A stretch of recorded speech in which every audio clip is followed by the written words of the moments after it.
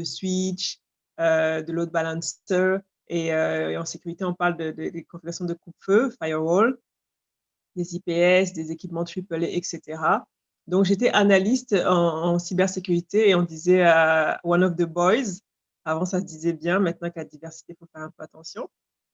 Mais bon, c'était ça que j'étais. Et je suis devenue gestionnaire en 2012 de ma propre équipe. Donc, j'ai géré l'équipe de gestion des composantes de sécurité jusqu'à 2020, en février, cette année. Donc, cette année, j'ai occupé un autre rôle comme gestionnaire de programme d'automatisation accélérée. Et à partir de la semaine prochaine, je vais gérer une autre équipe qui est l'équipe de développement et d'automatisation. Donc, ça, c'est un peu pour ma carrière. Je terminerai en parlant de moi, que je veux dire que j'aime beaucoup le bénévolat, que ce soit pour la pauvreté avec des organismes sur la rive sud de Montréal, ou que ce soit pour inspirer ou pour coacher de différents types de personnes, différents types d'âges. Et je contribue également régulièrement dans des œuvres humanitaires à travers le monde. Justin, je n'ai pas posé la question. C'est en français l'événement, hein? Oui, tout à fait. C'est un événement français, oui. Je viens de me souvenir que Oui, tout est bon. c'est difficile. OK, donc assez parlé de moi. En fait, le rôle de gestionnaire d'équipe de sécurité, quand je préparais la présentation, j'ai mis ça en 2 volets.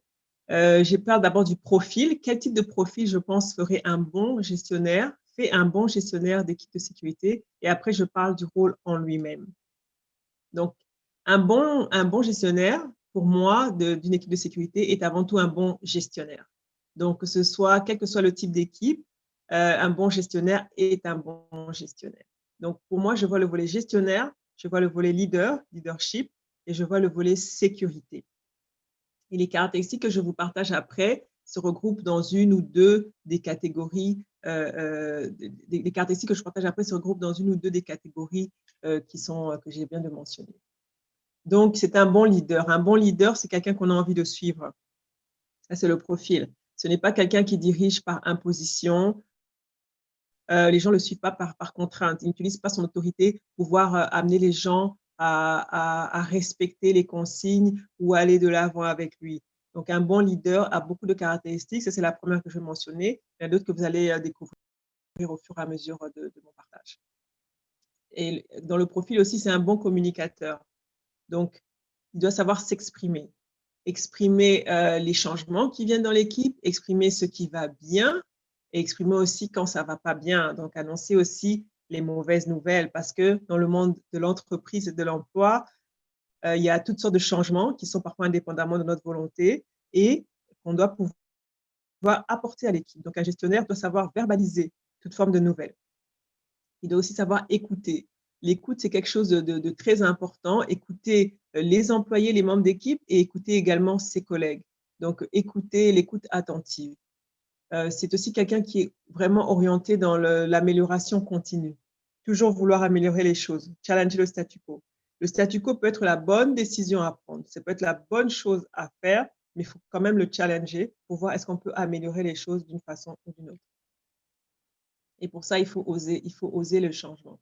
Donc, il est aussi ouvert, donc il est ouvert au changement de lui-même, j'en parlerai encore tout à l'heure, et puis au changement autour de lui, parce que l'entreprise est constamment en évolution, surtout en sécurité. On évolue en termes de technologique, on évolue dans les attaques, on évolue dans le marché, on évolue tout le temps. Donc, dans le profil, une personne ouverte au changement, ça aide énormément. Il doit être capable de prendre des décisions rapides et efficaces, même sous pression, parce que l'environnement est constamment en train de bouger. Donc, ça bouge pour les employés, go, go, go, go, mais ça bouge aussi pour le gestionnaire qui doit pouvoir s'adapter et parfois décider rapidement et en considérant les différents impacts, donc rapide et efficace.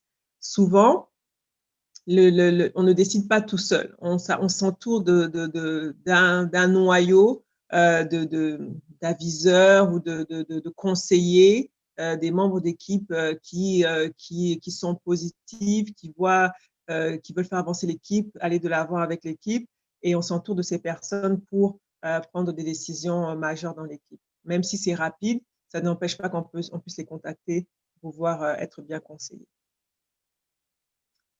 Et aussi, dans le profil, on voit toutes sortes de backgrounds hein, dans les personnes qui deviennent gestionnaires d'équipes de sécurité. Beaucoup, je vous avoue, ces derniers temps, on voit beaucoup des personnes techniques qui sont promues au rôle de gestionnaire. Donc, j'ai lisé un article sur LinkedIn avant-hier là-dessus, que ça faisait toute une forme de controverse que je peux comprendre, parce qu'une personne ne devient pas un bon gestionnaire d'équipe parce qu'il a été une bonne personne technique. Je suis 100% d'accord avec ça. Ce qui est plus important, c'est gestionnaire, savoir gérer les employés, les membres d'équipe, et le leader, savoir avoir les attributs du leadership. Mais la portion technique n'est pas à négliger. Elle n'est vraiment pas à négliger.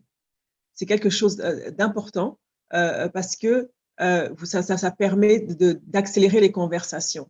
Donc, une bonne connaissance de son domaine, c'est important. Soit vous venez avec quand vous devenez gestionnaire, soit vous l'apprenez au fur et à mesure. C'est plus facile d'avoir les compétences, d'apprendre les compétences techniques que d'évoluer dans le leadership et la gestion, je dirais. Donc, ça s'apprend de connaître le domaine particulier en sécurité. Pour mieux comprendre la problématique que les employés apportent, c'est mieux d'avoir pour mieux représenter l'équipe en dehors de l'équipe, parce que vous n'êtes pas toujours accompagné de vos seniors dans toutes les rencontres. Donc, c'est bien de pouvoir représenter l'équipe et de savoir de quoi vous parlez. Et ça apporte de la crédibilité aussi à un gestionnaire qui a une bonne connaissance du domaine. Et ça vous permet aussi de contribuer dans les séances de remue-ménage, brainstorming. Ça vous permet aussi de pouvoir contribuer et de ne pas être tout le temps perdu. Donc, avoir cette connaissance-là, ce n'est pas négligeable. Si on ne l'a pas au départ, ce n'est pas grave, ça peut toujours s'apprendre. Alors, Justin, est-ce que je réponds aux questions au fur et à mesure ou bien je les garde pour la fin? C'est comme vous le voyez. Vous pouvez essayer d'y répondre tout de suite. C'est ce qui s'adapte le mieux à votre présentation, là, vraiment. Ok. Bah, je pourrais les garder peut-être vers la fin, peut-être que vous aurez les réponses au fur et à mesure pendant que je parle. Parfait. Ok, donc en fait, les gestionnaires aussi, de nos jours, la connaissance en agile, l'agilité est très importante. J'imagine que vous voyez ça dans vos études. À mon époque, ça n'existait pas, ça date, j'ai terminé il y a plus de 15 ans. Donc, mais l'agilité est très importante. Gérer des projets, c'est quand même quelque chose d'important. Souvent, on néglige ça. Moi, je me rappelle dans ma cohorte, beaucoup de gens négligeaient les cours de gestion de projet. Nous, on est des personnes techniques, mais ça aide quand on devient gestionnaire de savoir gérer des projets. Et les deux dernières caractéristiques que je mettrai pour le profil du gestionnaire, il doit aimer les gens. Et ça, vous verrez ça dans aucun descriptif de poste, ou rarement. Il doit aimer les gens. C'est vraiment important d'aimer les gens parce que quand on les aime sincèrement, ils le voient. Ils ne sont pas considérés comme des numéros, comme des robots. Qu'ils soient performants ou pas performants, il faut aimer les gens. Ça vous aide à pouvoir les faire grandir et à les faire avancer dans leur carrière et dans leur vie. Et gérer l'équipe avec passion. Donc, les deux derniers mots, c'est aimer les gens et passion. La personne qui m'a le plus marqué en termes de leader que j'ai eu, c'est une femme qui n'avait aucune connaissance technique en réseau et sécurité. Et elle disait souvent pour plaisanter, « Oh, moi, je ne sais pas appeler le mot firewall. » Mais elle m'a le plus marqué parce qu'elle avait toutes les autres caractéristiques du profil dont je vous ai parlé et de façon marquée.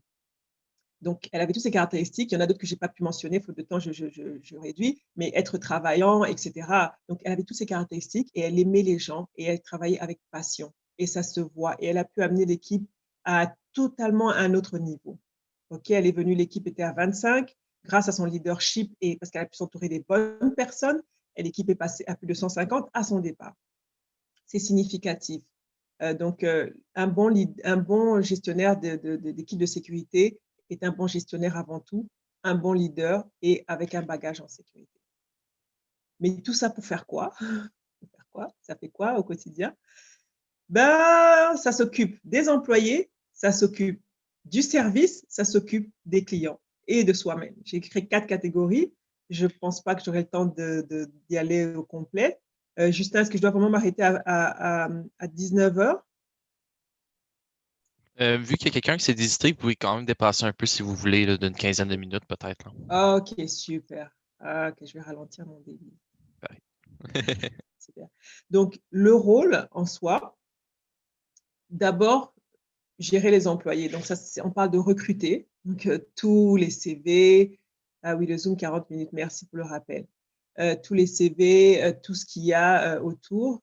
Ça, c'est le recrutement. Ça fait partie du rôle du gestionnaire, sélectionner les employés. Il doit aussi les supporter une fois qu'ils sont engagés, les aider à bien s'intégrer dans l'équipe, assigner un par un, faire le suivi des nouveaux employés régulièrement. Ce n'est pas juste on amène quelqu'un, on l'abandonne. Il faut faire le suivi des employés. Ça prend énormément de temps. Il doit aussi développer ses employés. Ça veut dire identifier les forces, utiliser les forces, mais aussi penser à identifier les faiblesses et les choses que l'employé veut et peut développer. Et donc, travailler avec l'employé, soit par des formations, du coaching, du mentoring, le mettre en pair avec quelqu'un, etc., ou lui assigner des projets spécifiques pour qu'il développe la caractéristique identifiée. Un bon gestionnaire inspire et motive les membres d'équipe vers un but commun. C'est ce que je disais dans le leader, mais c'est ça. Le leader est une personne inspirante. Donc, comment est-ce qu'on devient inspirant? Vous me direz, on lit des personnes inspirantes, on suit des personnes inspirantes dans les différents forums et on se trouve un mentor ou un coach et puis on grandit en fait. Si on n'est pas inspirant naturellement, ce qui est normal, ça se développe aussi avec le temps. Et pour les employés, il doit instaurer un climat de confiance, un climat d'initiative et de prise de décision, empowerment. Donc, dans le rôle, on est supposé aussi donner du pouvoir aux membres d'équipe de décider parce qu'on les engage, parce qu'ils sont bons, mais une fois qu'ils sont engagés, on ne les écoute plus. Ça ne fait pas de sens. Donc, il faut savoir pouvoir écouter et faire la balance et leur donner aussi d'avoir un minimum de prise de décision. Le gestionnaire, par rapport aux employés, il établit les objectifs de performance. Il évalue les employés et la performance de l'équipe en général. Donc, ça fait partie de son rôle de pouvoir identifier là où l'employé a plus de force et qu'est-ce qui n'a pas bien été par rapport aux objectifs de l'année. Les objectifs doivent être clairs. Ce n'est pas que l'employé décide ce qu'il veut faire. C'est ensemble, en début d'année, on se met d'accord sur les objectifs. Et dans la compagnie où je travaille, chez Bell, 3 fois par an, on se rassoit pour voir comment est-ce que ça évolue. Par rapport aux employés, le gestionnaire fournit aussi du coaching. Il fournit aussi de la rétroaction, de préférence le plus souvent possible, le plus près de l'événement possible, et il fournit aussi de la reconnaissance. Donc, c'est important d'identifier que ce domaine-là, ça n'a pas fonctionné, mais c'est aussi très important d'identifier là où ça a fonctionné. Et souvent, naturellement, on passe très vite dans ce qui fonctionne, on prend ça pour acquis, et c'est dans le rôle du gestionnaire de s'arrêter, de dire j'ai aimé telle présentation, j'ai aimé, c'était un bon coup, c'est une bonne façon que tu as apporté telle ou telle chose, ton intervention dans telle rencontre a été pertinente, etc. Donc, ça fait partie du travail du gestionnaire aussi. Et, OK. Donc, ça, c'est par rapport aux employés. Je dirais par rapport aux services. OK. Parce qu'on nous paye pour offrir un service aux clients. Donc, je parle des clients après. Mais le service gestionnaire doit s'assurer que les opérations, ça roule au jour le jour. Que ce soit via la billetterie ou un autre système, il doit s'assurer que ça roule, que les horaires sont respectés, si ce sont des gens à shift, que les gens font ce qu'ils sont censés faire. Donc, la répartition de la charge de travail, c'est comme à l'école. Hein. Il y a des gens qui font toujours plus, il y a des gens qui font toujours moins. Le gestionnaire, il est censé apporter un certain équilibre à ça, parce que ceux qui font plus, on ne veut pas qu'ils partent en burn-out. Et ceux qui font moins, ils sont payés tout autant. Donc, ils devraient aussi contribuer. Donc, le gestionnaire essaie d'établir aussi cet équilibre-là. Il s'assure que les projets clients et les projets internes sont livrés à temps et sur le budget.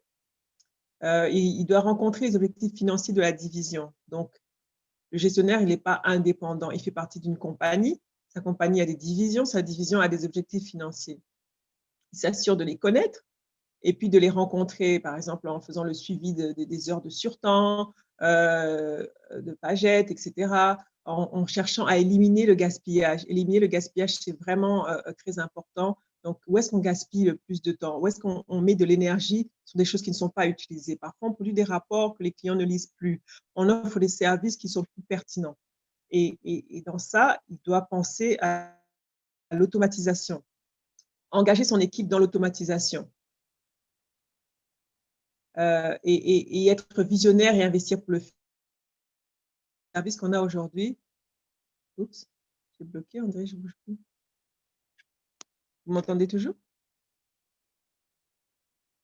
Oui, on t'entend encore, Nathalie. C'est juste ta caméra qui ne bouge plus. C'est bizarre. Ce soir, on aura tout vu. OK. S'investir dans le futur par rapport au service et il doit évaluer le service. Voilà. Pour pouvoir investir, il faut faire une évaluation, évaluer le service et fournir les rapports adéquats aux clients et puis aux différents gestionnaires qui sont dans sa hiérarchie vers le haut. Il doit s'engager dans des initiatives avec d'autres équipes. Donc, la collaboration, c'est hyper important. De même que vous collaborez à l'université, en entreprise, on collabore aussi. On collabore aussi avec d'autres équipes, avec des partenaires qu'on rencontre juste pour un projet. C'est vraiment important de développer les qualités de collaboration. Le gestionnaire, pour le service, il est aussi escalade des changements et des incidents. Donc, quand ça ne va pas, c'est, et la traduction, le singe arrive sur ton bureau. Le monkey est sur ton bureau, les gens viennent t'appeler, ça ne va pas, ça n'a pas été implémenté comme il faut, ça n'a pas été implémenté à temps, il y a un incident, donc c'est le point d'escalade et il calme l'atmosphère et puis il prend les bonnes personnes pour les assigner à ces urgences et à ces feux qui commencent un peu partout. Par rapport aux clients, qui est la troisième catégorie, j'en parle en troisième catégorie, c'est l'élément, je dirais, le plus important, disons, parce que dans les valeurs Network 3.0 qu'on a chez Bell, on dit le client d'abord et penser selon la perspective du client. Parce que sans client, on n'a pas d'équipe, on n'a pas d'employés, on n'a pas de service, on n'a rien à offrir.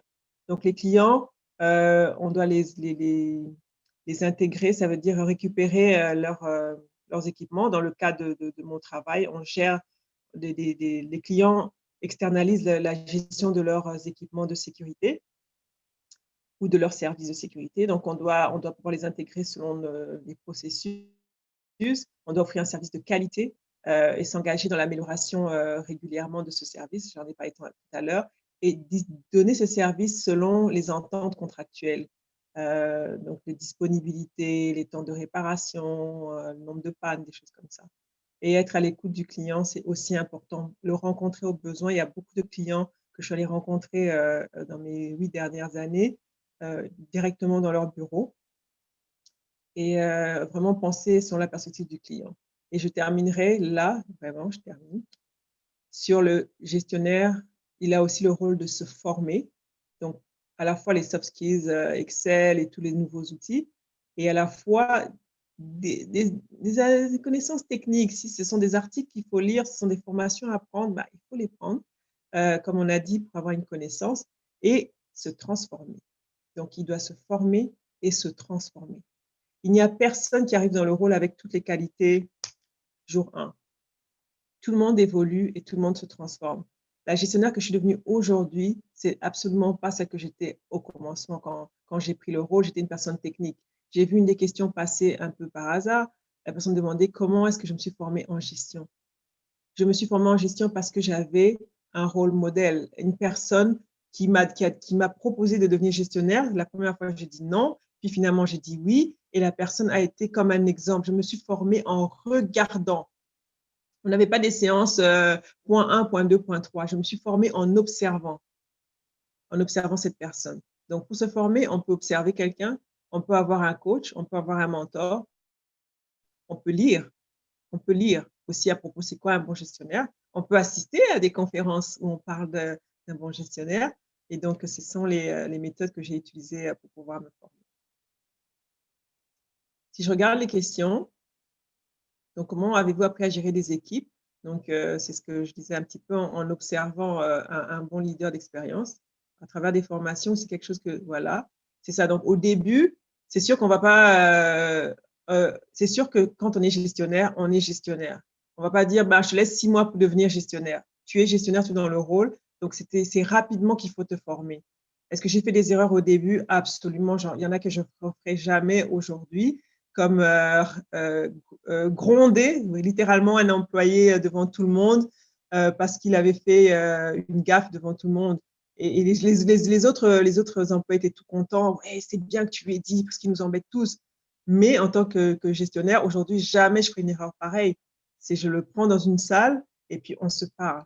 Donc je l'ai appris vraiment avec essais et erreurs aussi. Ça fait partie de l'apprentissage. Comment placez-vous l'équilibre entre compétences et attitude? Compétences et attitude. Si je comprends bien la question, l'attitude, c'est l'ensemble du comportement, c'est bien ça, Céliane?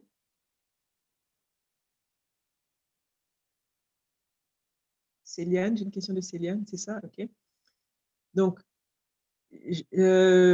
l'attitude pour être un bon gestionnaire, pour moi, c'est capital, c'est capital. Et si on parle de compétences, on parle de compétences soft skills ou techniques, bah, l'attitude serait pour moi plus importante pour être un gestionnaire. Parce que les compétences, c'est quelque chose qu'on peut développer. Je peux apprendre à Excel, je peux apprendre à faire des rapports, je peux apprendre à utiliser telle billetterie pour suivre l'évolution de mon équipe. Je peux apprendre techniquement, c'est quoi les attaques. Je peux apprendre les différents types d'attaques, mais l'attitude, elle est vraiment prioritaire. Et si vous voyez bien ma présentation, j'ai commencé par le profil. Et dans le profil, sur les 10 items que j'ai mentionnés, il y en a 9 qui sont de l'attitude. L'attitude, c'est vraiment très important. Ensuite, ça serait quoi, d'après vous, le profil idéal au point de vue d'un manager, d'un bon membre d'une équipe de cybersécurité, surtout sur le plan technique? Donc, c'est un peu tout ce que j'ai partagé avec vous. Je pourrais transférer mes notes à Justin et vous les enverra. Donc, le profil idéal du manager, c'est tout ce que j'ai mentionné ici. Profil idéal au point de vue d'un membre, pardon, excusez-moi, d'un membre. OK.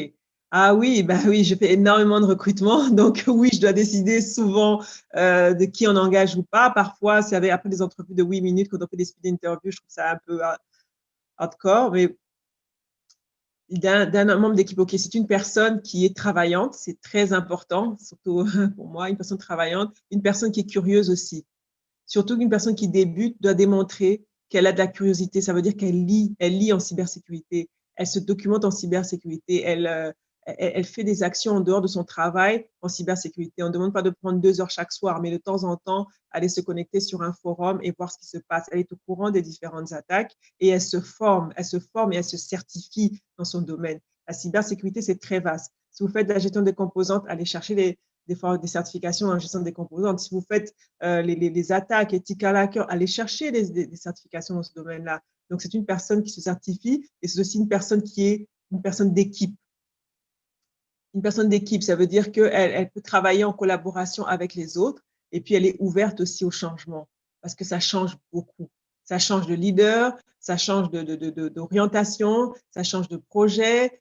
Donc, il faut être ouvert au changement. L'agilité est arrivée, on a tous pris le virage. Donc, une personne technique, c'est ça, sur le plan technique. Donc, si vous êtes plus spécifique, Samir, vous me donnez des détails spécifiquement. Qu'est-ce que vous voulez faire en cybersécurité? Parce que c'est vraiment vaste, la cybersécurité. Diriez-vous qu'un bon gestionnaire doit être charismatique ou peut-on être efficace tout en étant discret? Ah, c'est sûr que ceux qui se font le plus remarquer, ce sont les charismatiques, qui parlent fort, qui parlent bien, etc., etc. On peut être discret et être aussi un bon gestionnaire, c'est vrai. Il faut compenser dans d'autres caractéristiques. Donc oui, on peut être discret et être un bon gestionnaire. Il faut compenser avec d'autres choses parce que c'est sûr que la personne charismatique, les gens ont tendance à l'écouter, mais ça ne veut pas dire que la personne discrète, elle a moins à apporter. Donc oui, la discrétion, ça fait partie de votre profil. Mais en tant que gestionnaire, vous allez développer pouvoir parler en public. Vous allez développer la confrontation avec une situation difficile, un emploi difficile. Même si vous êtes discret, il y a des choses que vous allez développer. Donc, ça ne vous exclut pas parce que vous êtes discret de nature. Vous pouvez être un bon gestionnaire et ce qui vous manque comme caractéristique, vous allez pouvoir les développer dans le rôle. Vous allez les identifier au fur et à mesure. Ce qui est important, c'est de pouvoir faire une bonne évaluation de sa personne, quel que soit le profil charismatique ou discret. Il faut savoir bien s'évaluer et être sincère avec soi-même pour identifier ça, j'ai besoin de le travailler, ça, j'ai besoin d'aide. Et c'est comme ça qu'on avance. Est-ce que vous pensez que si notre profil se rapproche plus de celui du gestionnaire, nous devrions directement nous diriger vers ça ou commencer par un poste plus technique avant ou peu importe la réponse? très bonne question de Driss. Ça dépend de vous. Ça dépend de vous. Moi, quand j'ai fini les études d'ingénieur, je ne voulais pas du tout être gestionnaire. D'ailleurs, je n'avais même pas prévu d'être gestionnaire. C'est arrivé un petit peu au fil des années. Donc, ça vraiment, ça dépend de vous. Si ça vous intéresse de faire la gestion, vous pouvez ajouter un cours supplémentaire de gestion de quelques semaines, quelques mois pour pouvoir vous y diriger directement. Moi, je pense que je suis ce que je suis devenue parce que j'ai fait le travail avant. Et je trouve ça que c'est un plus. Mais ça, c'est mon appréciation personnelle. Donc, la session va se terminer dans 10 minutes. J'ai le message. Comment est-ce que l'on peut passer d'un poste technique à un poste de gestion? Ben, c'est ce que j'ai fait. C'est-à-dire, j'ai eu un mentor non officiel, par contre, mentor et coach. C'était ma gestionnaire qui m'a fait passer de technique à gestionnaire. Et c'est décidé de faire le pas, de prendre le pas. Moi, je ne voulais pas au début parce que j'étais très bien dans mon rôle technique. Donc, c'est pour ça que j'ai dit non la première fois. Et après, j'ai pesé le pour et le contre. Et j'ai parlé en fait à d'autres personnes qui avaient déjà fait ce saut-là. Elles m'ont dit, mais tu n'oublies pas tout ce que tu connaissais techniquement du jour au lendemain. Et puis, si jamais, après quelques mois, tu trouves que c'est vraiment, vraiment pas toi, ben, il y a certainement une façon de revenir. Tu ne signes pas pour la vie, pour toujours. Donc, ça m'a un peu rassurée. Ce qui fait que j'ai dit à ma gestionnaire de l'époque, OK, je prends le rôle. Mais ça n'a pas été un OK facile, hein. Je suis allée en retraite dans un endroit un peu perdu que j'ai trouvé sur Google pour aller réfléchir pendant 3 jours loin du bruit de la ville parce que pour moi, c'était un gros changement.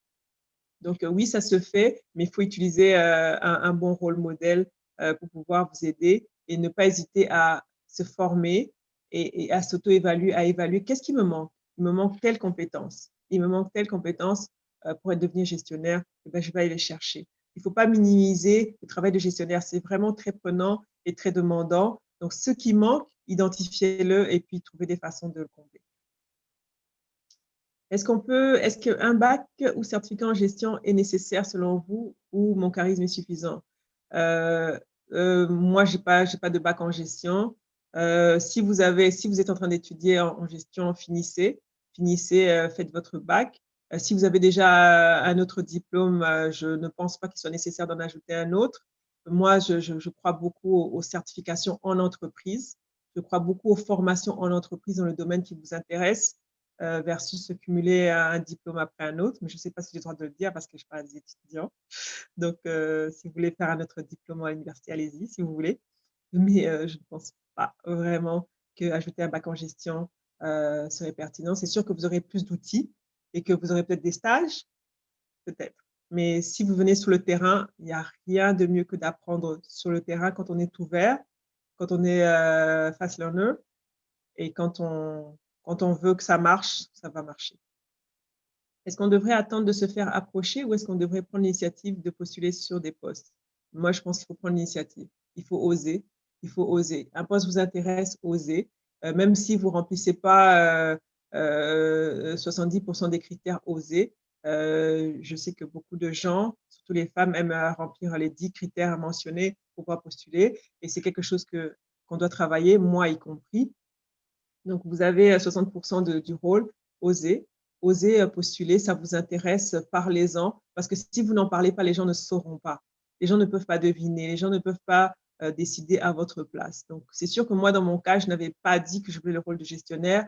Il s'est produit un changement. Le gestionnaire qui était en place a eu une promotion. Et donc là, ils ont regardé dans la liste des personnes d'équipe. C'est un autre cas. Mais si vous êtes dans une équipe, ou si ce rôle vous intéresse, osez. Que ce soit d'un point de vue technique ou d'un point de vue gestion, il faut oser.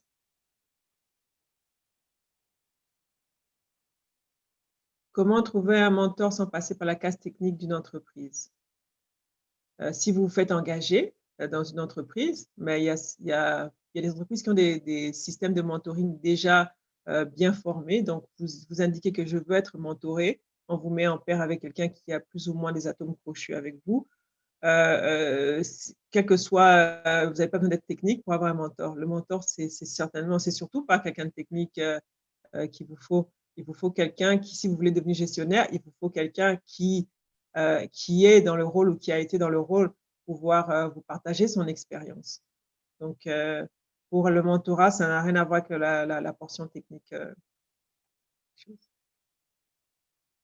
dépendant de la grosseur de la compagnie, certaines offrent de la formation pour des nouveaux gestionnaires. Absolument, probablement. Oui, oui, c'est vrai que j'ai de la formation pour les nouveaux gestionnaires. Je n'en ai pas eu les premiers 6 mois. Je n'ai pas été en formation avant de devenir gestionnaire. J'ai été gestionnaire, j'ai appris sur le tas et après, j'ai commencé à avoir des formations arrivées. Effectivement, il y a des gestionnaires, il y a des formations obligatoires pour tous les gestionnaires, nouveaux comme anciens. On est tous obligés de les avoir à un moment donné. Et ça, à tous les niveaux, hein, que ce soit gestionnaire, senior, manager, directeur, on a tous des formations obligatoires chaque année. Jusqu'aujourd'hui, j'en ai, effectivement. Bon point, Pierre-Hugues. Est-ce qu'un certificat de polytechnique en cybersécurité couplé à un bac en gestion avec de l'expérience dans l'industrie, mais pas en cybersécurité, est suffisant techniquement pour un poste de gestionnaire en cybersécurité? Comme pour les autres rôles, c'est ce que je dis.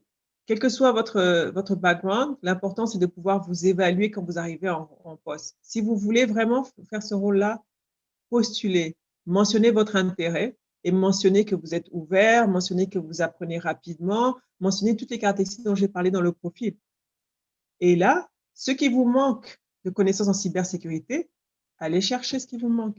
Si vous gérez des équipes de composantes, allez chercher la connaissance, la différence entre firewall, IPS, parce qu'on les place dans le réseau, etc. Si vous voulez gérer des équipes qui font la première ligne sur les attaques, allez comprendre les différents types d'attaques et comment on y répond. Ça dépend de ce que vous voulez faire. Si vous voulez gérer des équipes qui font du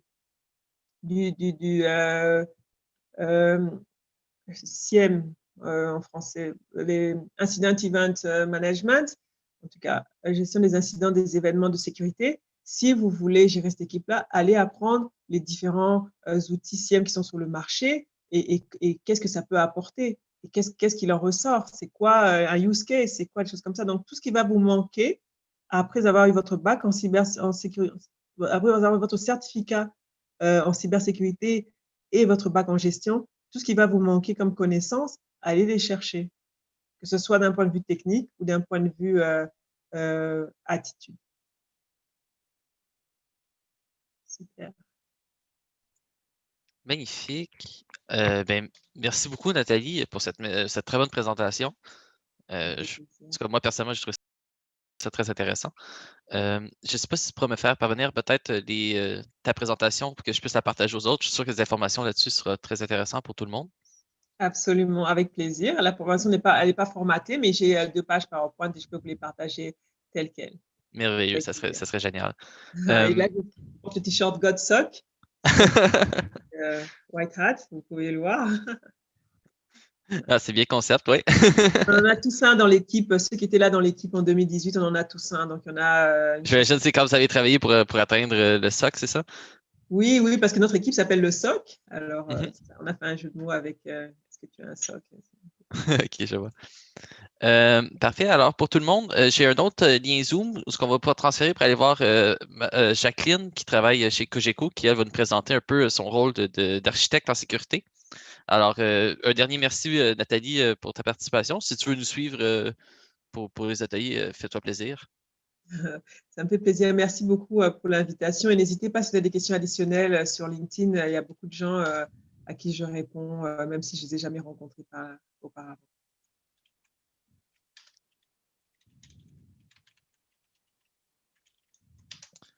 Bien, merci beaucoup et bonne soirée, Nathalie.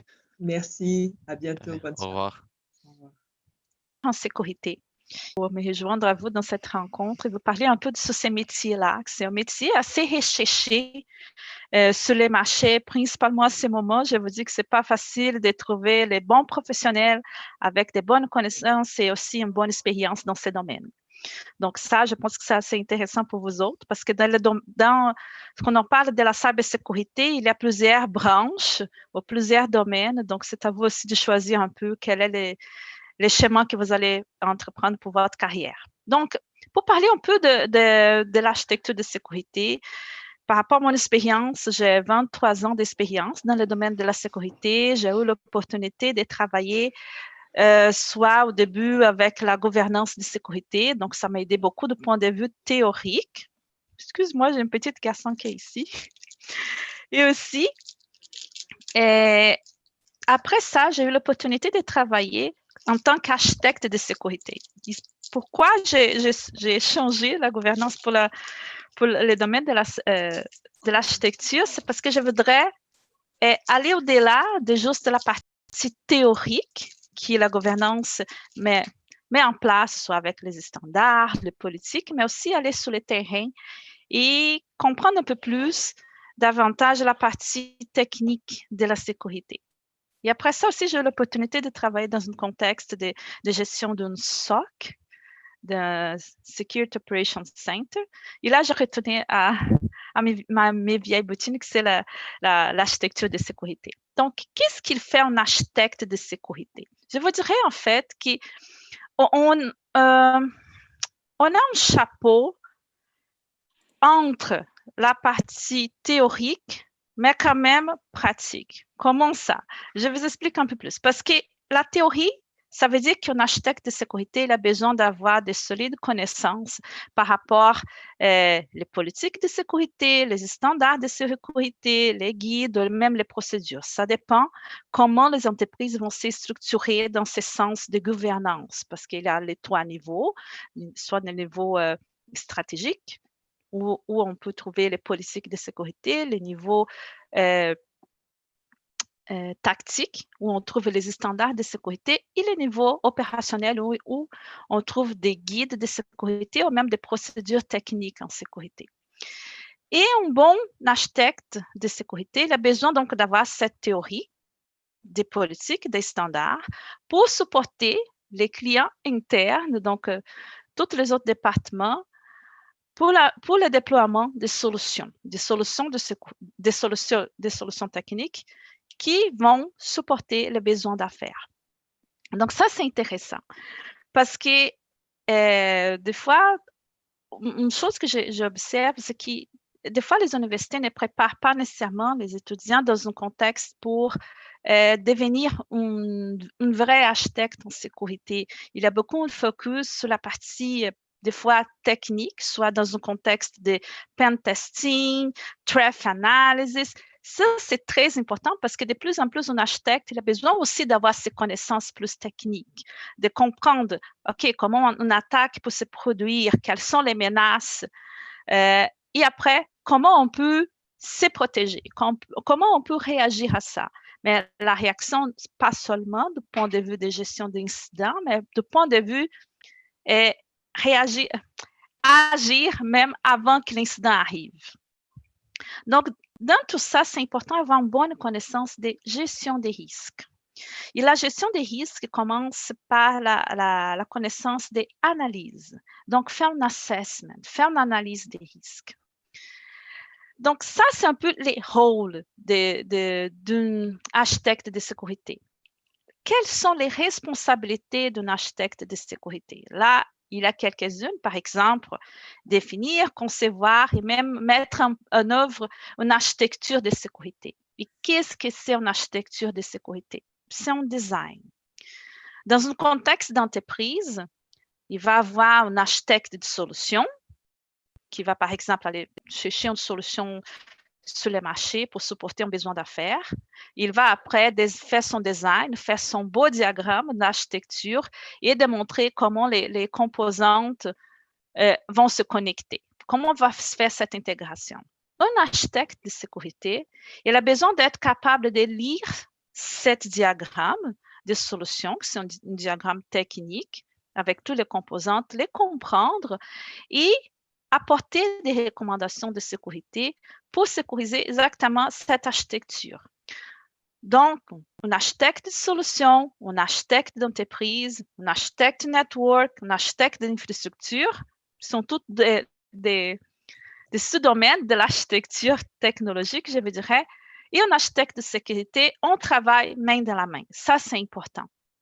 Parce que des fois, un architecte, c'est pas qu'on va savoir, on va avoir toute la science infuse, mais on va demander aussi à ces gens plus techniques plus de détails sur une technologie spécifique pour qu'on puisse bien la comprendre et faire des recommandations de sécurité.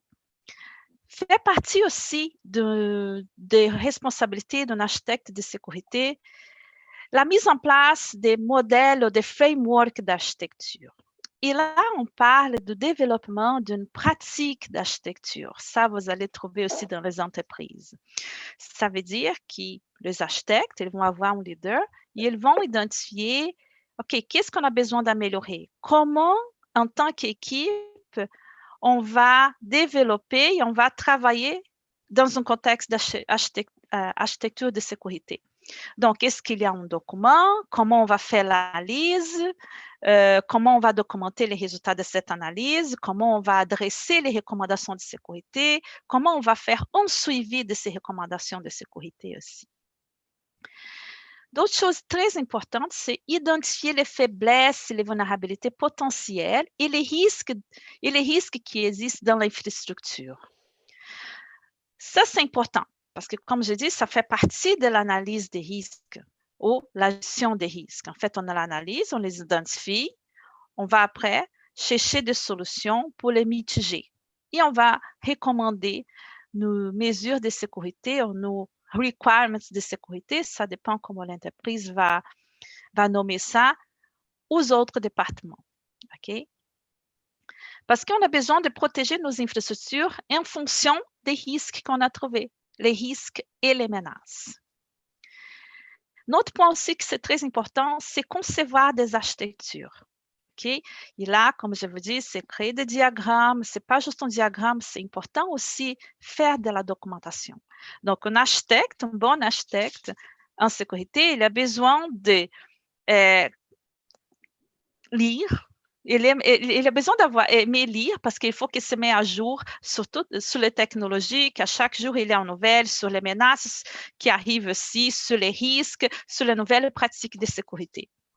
Et il doit concevoir ces diagrammes, mais quand même, il doit écrire un document qui accompagne ces diagrammes. Et en parlant des documentations, je vous dirais qu'un architecte, il joue un rôle d'écrire des mesures de sécurité ou je vous dirais plutôt de les formaliser. Et un architecte de sécurité, il peut formaliser les recommandations de sécurité et à ce moment-là, elles ne deviennent pas nécessairement une recommandation, mais elles deviennent un requis de sécurité. Et quelle est la différence entre un requis et une recommandation? C'est une nuance assez importante. Une recommandation, c'est dans le sens que l'architecte de sécurité, il peut faire une analyse d'un projet, il peut trouver quelques brèches de sécurité, il va proposer des recommandations en disant, voici mon client interne, qu'est-ce que je recommande, par exemple, pour améliorer l'authentification des utilisateurs.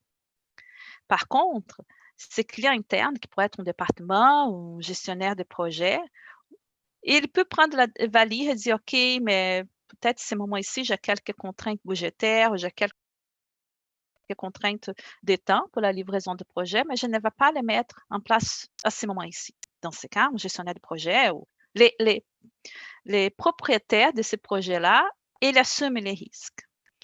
Par contre, parce que c'était juste une recommandation. Donc, une recommandation, la personne peut quand même l'accepter ou non. Dans un contexte des requis de sécurité, on parle plutôt que c'est un requis. Cette requis, elle doit être écrit dans un standard de sécurité. Et dans un contexte des standards, ça veut dire que les gens doivent l'appliquer. Et s'ils ne l'appliquent pas, ils doivent justifier auprès auprès de l'équipe de gouvernance qui peut faire une gestion des exceptions. Donc, existe ça, c'est ça les nuances. Donc, si je reviens à la documentation, l'architecte de sécurité il est responsable pour écrire soit des standards ou soit des guides de sécurité aussi. Les standards, il est plutôt au niveau... juste une minute.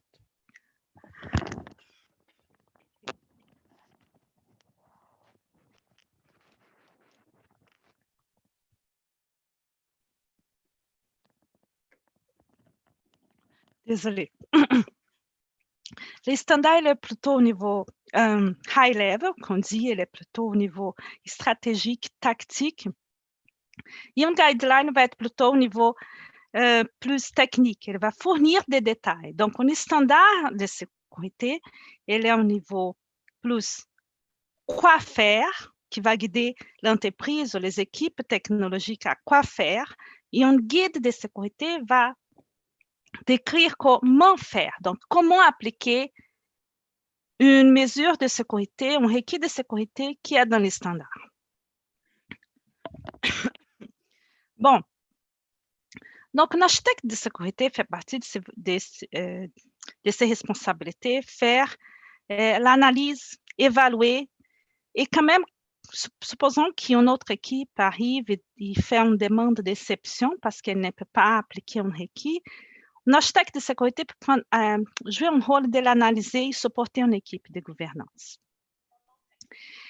Et une chose très importante aussi de parler, c'est qu'il y a des documents très bien écrits qu'on appelle des Security Best Practices, donc quelles sont les bonnes pratiques de sécurité sur les marchés qui ont pu s'appuyer pour recommander ou même pour écrire nos requis de sécurité dans un contexte d'un standard dans une entreprise.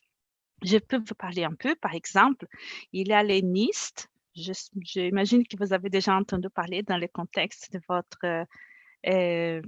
vos cours que vous suivez, les disciplines. Donc, il y a les NIST, NIST CSF, NIST, la série 800, les CIS Benchmark, il y a aussi le framework I2, il y a aussi le framework FAIR qui peut vous appuyer aussi dans la partie de gestion des risques. Donc, c'est important que vous connaissiez, bien connaître ces standards de marché, ces guides de marché, qu'on peut les appeler quand même, parce que sont eux la base pour qu'on puisse faire notre travail. Donc, ces références de sécurité, elles deviennent nos outils de travail. Est-ce que vous avez des questions jusqu'à date? Jacqueline, est-ce que tu vois le chat? Il y en a quelques-unes dans le chat. Ah, OK, super. Non, je ne vois pas le chat, en fait. Je vois juste les noms des gens. Comment je peux les voir? OK, ben, je vais te lire. Est-ce que vous avez implémenté dans votre compagnie les concepts de Blue Team, Red Team ou bien Purple Team? Présentement, je travaille chez Cogeco. On n'a pas nécessairement ces 3 ou 4 niveaux des teams. Blue Team, Purple Team ou même Red Team. Non, on n'a pas ces concepts. Même là, quand on parle de ces concepts de couleurs, elles vont être plutôt reliées à la partie de SOC, Security Operations Center, parce qu'elles vont faire plutôt de l'analyse des événements de sécurité ou même les analyses des incidents. Ils vont faire pratiquement la gestion des incidents, comment les identifier, les analyser, les détecter et les corriger. Ça ne rentre pas nécessairement dans un contexte d'architecture de sécurité. OK. Puis, est-ce que tu peux nous donner un exemple d'une infrastructure, mettons, qu'un architecte serait appelé à analyser? Par exemple, et ça, c'est une très bonne question. Dans les domaines de l'architecture de sécurité, on a des sous-domaines. Quels sont-ils? Donc, on a par exemple un architecte sécurité réseau, un architecte sécurité en gestion d'accès, on a un architecte sécurité cloud. Donc, un architecte en sécurité data, un architecte en sécurité des applications. Donc, dépendamment de quel est le domaine de l'architecte de sécurité qu'il travaille, il va contribuer dans un projet. Sûrement, ça dépend aussi de quelle est l'ampleur de l'entreprise. Plus l'entreprise est grande, plus elle va ségréguer les fonctions. Parce qu'un architecte comprend tout l'environnement technologique et pouvoir adresser tous les points, ça demande beaucoup d'un architecte. C'est pour ça qu'on se spécialise dans un sous-domaine plus précis. Mais un bon exemple pour répondre à la question, c'est un projet cloud. Donc, de plus en plus, les entreprises, elles vont vers le cloud. Mais il reste encore toute la partie de l'infrastructure physique. Et à fur et à mesure qu'elles vont déployer de nouvelles solutions dans les clouds, un architecte de solution va bâtir va bâtir la solution, un architecte de sécurité arrive pour s'assurer, supposons, que les données qui sont dans l'infrastructure physique vont être bien protégées lorsqu'ils vont être envoyés, par exemple, vers une nouvelle solution cloud. Un autre exemple, en parlant de cloud encore, il y a des solutions de plus en plus SaaS qui en parlent. Et cette solution SaaS, elle a besoin de s'intégrer avec les réseaux de l'entreprise, avec l'infrastructure pour pouvoir collecter les données, faire un échange de données, un transfert de données, et l'application elle-même, elle est hébergée chez les fournisseurs dans les clouds. Donc, un architecte de sécurité va s'assurer, par exemple, que les données en repos, qui sont les données hébergées, et les données en transfert, qui sont les données qui vont être communiquées, ils sont bien protégés. Dans ce cas, un architecte de sécurité va recommander, par exemple, ce sont des données confidentielles, de chiffrer ou d'encrypter les données en repos ou même les encrypter pendant les transports. Est-ce qu'il y a d'autres questions? Oui, on a une autre question de Martin qui demande quels sont les emplois ou titres entry-level dans le domaine de l'architecture de sécurité? Je vous dirais que les titres, si j'ai bien compris la question, c'est architecte en sécurité, il va avoir quelque chose qui va donner les spécificités de ces rôles. Un architecte en sécurité réseau, donc quelqu'un qui a vraiment une connaissance approfondie dans les réseaux. Un architecte sécurité data. Donc, regardez les titres et dépendamment du titre, il va voir dans la description du poste qu'est-ce qu'il cherche. Donc, dans un contexte d'un architecte en sécurité réseau, c'est sûr que cet architecte a besoin d'avoir un bon bagage, soit du point de vue de connaître bien les LAN, les VXLAN, quelles sont les technologies sur le marché, pas juste Cisco, Palo Alto, Fortinet.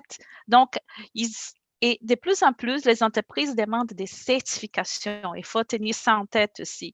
Donc, pour un architecte réseau, c'est important que cette personne ait aussi des certifications CCNA, de Cisco par exemple, ou d'autres technologies, d'autres fournisseurs pour l'appuyer.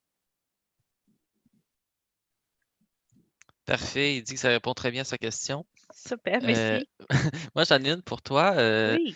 Est-ce qu'un architecte il va se retrouver affecté à certaines lignes d'affaires ou est-ce que c'est un rôle qui se promène beaucoup entre les différentes équipes d'une entreprise?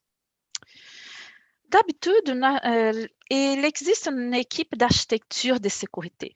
Par exemple, moi, j'ai mon équipe d'architecture de sécurité et j'ai des architectes dédiés à des domaines. Un architecte réseau, un architecte AIM, Identity Access Management pour la gestion d'accès, un architecte data, un architecte application et un architecte cloud. Je vous dirais que c'est une équipe en soi, parce que c'est important d'avoir cette interaction entre les membres de l'équipe. Mais par contre, l'équipe en architecture de sécurité, elle doit être très proche des autres équipes. Peut-être ça, c'est une question qui peut venir, mais il existe aussi les rôles d'architecte d'entreprise, qui n'est pas nécessairement lié à la sécurité, mais je vais vous expliquer un peu la transition. Dans un contexte d'évolution des carrières, supposons qu'il est l'architecte en sécurité, il accumule plusieurs années, il a une très bonne expérience, tout ça, il veut évoluer. Il peut devenir un architecte d'entreprise en sécurité. Donc, dans ces cas, cet architecte d'entreprise en sécurité, il va s'occuper pas seulement de recommander des mesures de sécurité, mais quand même, c'est lui un des responsables pour aller chercher des solutions sur le marché et proposer quel sera les standards technologiques que l'entreprise va déployer pour les prochaines 2, 3 ou 5 ans, court, moyen et long terme.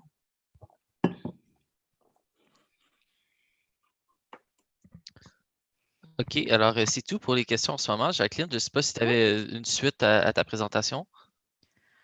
Non, je serai plus ouverte si vous aurez des questions. J'essaie bien de résumer les contextes contexte, qu'est-ce que c'est un architecte en sécurité.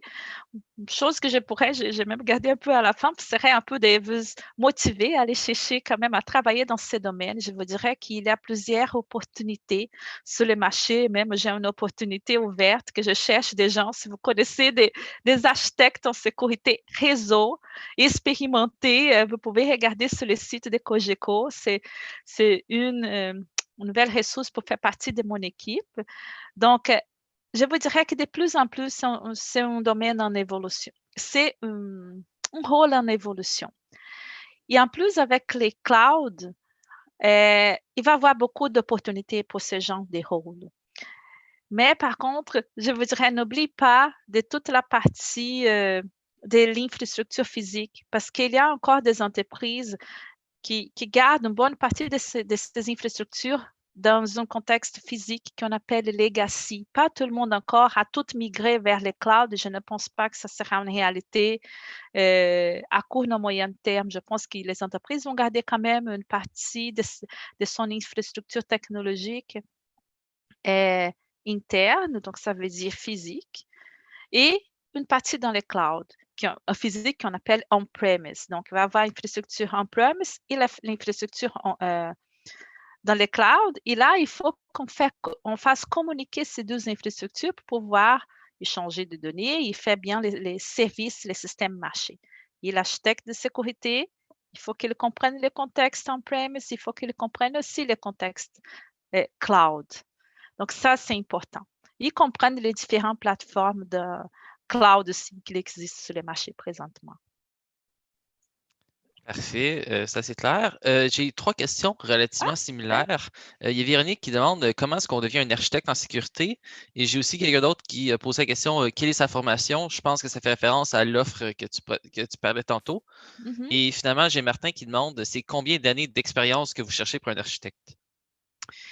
Ça dépend des niveaux des architectes. Je vous dirais pourquoi des niveaux? Parce qu'on a un architecte qu'on appelle un architecte en sécurité junior, niveau intermédiaire et un senior.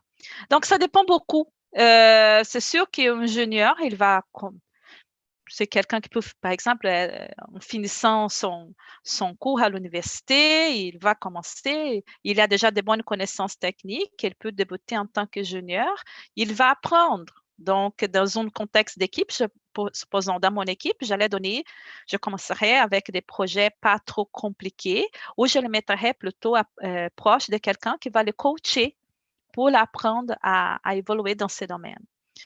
Donc, ça, c'est important aussi de regarder dans les offres d'emploi. Il y a architecte en sécurité, junior, intermédiaire, senior. Donc, ça dépend aussi. Il avait une autre question, excuse-moi, que j'ai oubliée. Oui, pas de problème. Alors, c'est quoi la formation? Comment est-ce qu'on devient un architecte en sécurité? Écoute, commencez par les bons cours de la Polytechnique parce que c'est la base. Il faut avoir une formation. Il y a une formation technique qui aide beaucoup. Je ne vous cache pas que même dans mon équipe, il y a des gens qui travaillent tellement à longtemps qu'à ce moment-là, ils n'avaient pas un cours spécifique pour le domaine de la cybersécurité. Donc, peut-être, il y a des gens qui ont débuté le domaine de la sécurité, mais sa formation est en mathématiques et en génie électrique. Donc, l'important, c'est que la personne, elle ait un sens d'analyse développé, un sens critique aussi, parce qu'il faut savoir analyser et critiquer du point de vue dans un contexte de gestion des risques. OK, quelles sont les menaces, quels sont les risques, quelles sont les faiblesses, comment je peux les mitiger. OK? Donc, ça, c'est important. Il y a une chose qui est importante pour l'architecte aussi, c'est regarder, avoir une vision intégrale, je vous dirais.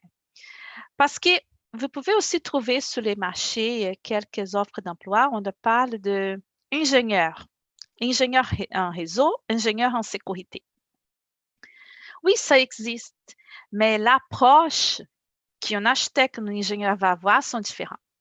Un architecte, il regarde l'écosystème qu'on appelle, c'est ça le bon mot. Il va regarder comment tous les systèmes ou tous les composants de l'infrastructure, par exemple, comment ils se parlent, comment ils s'intègrent et quels sont les impacts et conséquences d'une possible mesure de sécurité à ajouter ou d'un autre élément, d'une autre technologie à ajouter. OK? Étant donné qu'un ingénieur, il va avoir une vision plus approfondie. Donc, elle ne va pas regarder nécessairement qu'il est, il va regarder un élément d'une façon plus approfondie. Et des fois, j'ai déjà eu l'occasion de côtoyer des gens qui avaient une expérience, même une approche très développée dans le sens d'ingénierie, où la personne va focuser, elle va analyser, va être plus approfondie dans cette vision, mais la personne ne réussit pas nécessairement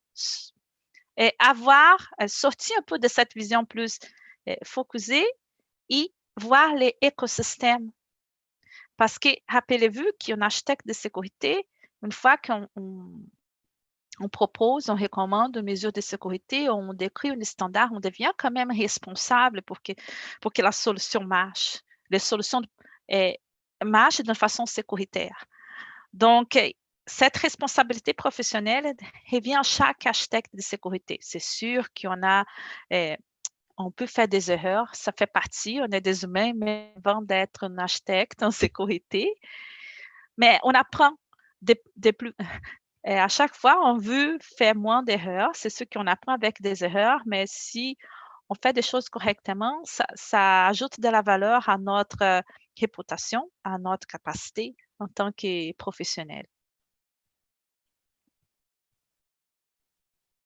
D'autres questions? Génial. Pas pour l'instant. Est-ce que peut-être qu'il y a du monde qui vont pouvoir une petite dernière question avant que la partie de Jacqueline se termine? Est-ce qu'il y a d'autres personnes qui ont des questions?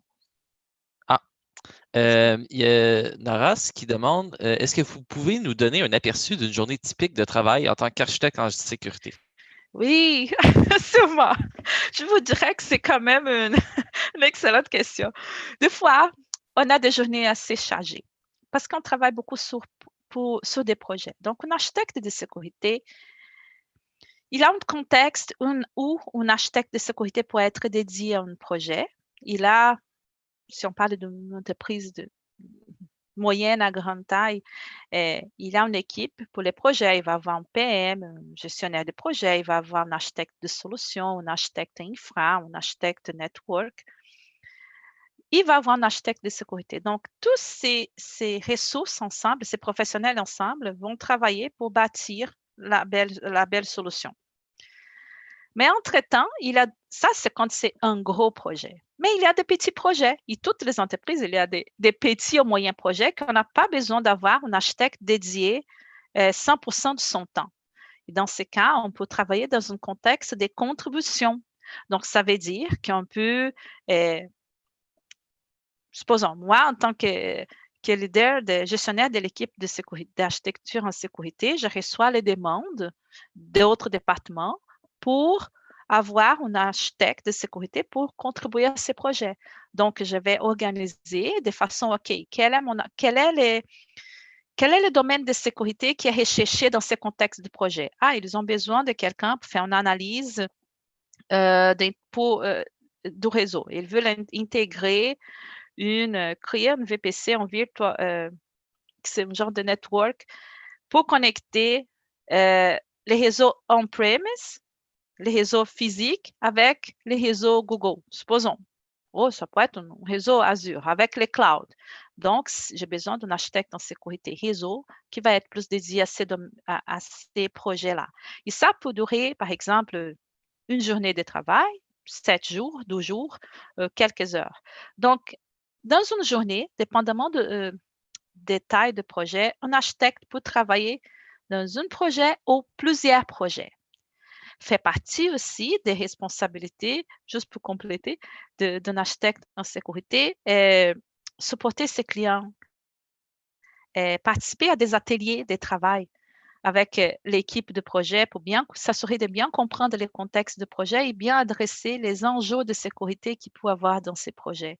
Et des fois même, fait partie des responsabilités de l'architecte, une fois qu'elle a écrit un standard en sécurité, après, aller les présenter. Donc, c'est bien de savoir bien parler ou d'aimer parler avec les gens pour les expliquer parce que de plus en plus, les gens de l'équipe, soit un architecte de solution ou un autre type d'architecte, ou même un analyste, ils veulent comprendre, ah, mais pourquoi vous recommandez ça? Et là, l'architecte va l'expliquer. Donc, c'est important d'avoir cette skill-là, ces talents. Il y a d'autres. Là, j'ai Parfait. trouvé, j'ai Oui, trouvé exact. maintenant les Ah, chats. OK. Bon, parfait. Alors, on a une dernière question. Ben, je te laisse la lire dans ce cas-là. Dans le cadre d'entreprise comme Cogeco, est-ce que votre équipe d'architectes est impliquée dans les projets plus IT corporatifs ou vous vous impliquez aussi dans les côtés d'ingénierie média, sécuriser les outils de production du groupe Cogeco? Je vous dirais qu'il est doux. Parce qu'on a le contexte que vous appelez ici IT corporatif, on appelle ça des back-office IT. Donc, c'est les départements, soit finance, soit marketing, les ventes, HR, RH qui les utilisent. Et il y a, oui, une partie plus commerciale. Donc, indépendamment des projets, un architecte de sécurité doit toujours être présent pour s'assurer que le projet il est sécuritaire. Voilà. Génial. Ben, merci beaucoup, Jacqueline, pour ta présentation. Ça a été très intéressant. Merci beaucoup pour l'invitation et je vous encourage à continuer bien vos études. Ça, c'est très important. Et après, aller chercher aussi une spécialisation, un genre de maîtrise, un MBA, parce que ça aide beaucoup aussi à votre CV. Merci encore et bon courage, bonne chance à tous. Merci. Bonne soirée, Jacqueline. Merci, bonne soirée. Au revoir. Au revoir. Alors, je pense que François est déjà sur l'appel alors pour la prochaine présentation. Alors, François, si tu peux prendre la parole, merveilleux. Bonjour, bonjour. Bonjour. Alors, François, je te laisse te présenter à tout le monde et commencer ta présentation. Parfait. Bonjour, merci de m'accueillir chez vous. Moi, c'est ça, je m'appelle François Lemay, je travaille à Hydro-Québec. Ça fait maintenant 15 ans que je suis à Hydro-Québec en sécurité. J'ai fait différentes fonctions en sécurité chez Hydro. J'ai fait 15 ans ailleurs aussi, dans des milieux industriels surtout. Fait que j'ai travaillé dans des industries de pâtes et papiers et aussi du secteur de l'énergie. Donc, toujours un milieu industriel, toujours en informatique. Puis j'ai évolué vers la sécurité il y a environ 18 ans. J'ai fait parce qu'au départ, j'ai un bac en informatique, puis en fait, l'évolution de ma carrière passe de la programmation jusqu'à PowerPoint. C'est une drôle de transition parce que les études qu'on fait nous préparent pas à devenir un expert en PowerPoint ou en Word. Puis, mais au départ, on est très technique. Puis, tout au cours de mon évolution, on devient moins technique. Puis, on sert d'interface entre les gens techniques puis la haute direction pour prendre des décisions, puis pour pouvoir justement aiguiller l'entreprise dans cette décision de sécurité. Moi, présentement, je travaille dans le SOC d'Hydro-Québec, c'est-à-dire le centre de surveillance. C'est un centre de surveillance qui est 24/7 avec une équipe d'environ 25 personnes sur des quarts de travail. Je suis la personne, on va dire, la moins technique du groupe, mais je suis celle qu'on appelle régulièrement plusieurs fois par semaine pour rédiger un topo d'une page pour informer la haute direction, dire il y a un enjeu présentement, il y a quelque chose qui se passe, puis voici les faits, voici ce qu'on est en train de faire, puis on est en contrôle. Fait que c'est quelque chose qui évolue, puis qui change tout le temps. Fait que j'ai un rôle, mon titre, c'est spécialiste en cybersécurité. Fait que je suis dans l'équipe, on va dire, de spécialistes seniors en cybersécurité à Hydro-Québec. On est une bonne équipe. Dans les seniors, on est beaucoup moins. Mais c'est une carrière qui m'a fait voir un peu de tout. Puis aujourd'hui, le rôle plus précis que je fais, c'est vraiment dans l'évaluation des menaces. Donc, je fais une vigie de l'actualité de différentes sources, c'est-à-dire des sources qui sont ouvertes, c'est-à-dire tout ce qu'on peut voir dans les journaux, dans les médias électroniques, sur Twitter, de l'information, vous en avez, puis on envoie, je suis abonné à plusieurs flux d'informations. Il y a vraiment énormément d'informations à consulter chaque jour. Souvent, l'information se répète, mais il y a toujours quelque chose dans l'actualité que j'essaie de voir pour rapport à une menace. Qu'est-ce qui va nous menacer, qui va nous tomber sur la tête aujourd'hui? Vous avez sûrement entendu parler de la vulnérabilité Zero Logon. Ben, par exemple, quand c'est arrivé, je l'ai vu, disons, peut-être avant l'équipe de gestion des vulnérabilités. Pour moi, c'était une menace. C'était pas une vulnérabilité, c'est une menace. Je voyais déjà les groupes qui vont bientôt nous envoyer un payload, puis qui vont faire des attaques en utilisant cette vulnérabilité-là. Ça va être quand? Ça va être dans une semaine, 3 jours, 4 jours. Donc, puis si vous pensez à un environnement comme Hydro-Québec, on a des milliers de serveurs. On n'est pas la plus grosse entreprise, on est une grosse entreprise. Puis corriger les vulnérabilités, c'est pas simple. On a vraiment tout. On a toutes les technologies.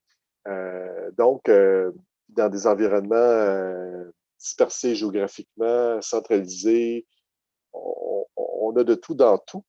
Quand il y a une vulnérabilité comme ça, il faut se poser la question, qu'est-ce qui va arriver, puis c'est quoi le vecteur d'attaque, par où ça va rentrer en premier, puis comment se mettre à la place de l'attaquant, puis anticiper les moves pour pouvoir se protéger avant que l'attaque commence. On peut voir, par exemple, avec Zero Logon, que les attaques sont dans l'actualité, on les voit, on en parle. Je pense que ça va progresser encore parce que c'est moi dans ma tête toutes les entreprises qui ont corrigé, qui ont appliqué les correctifs.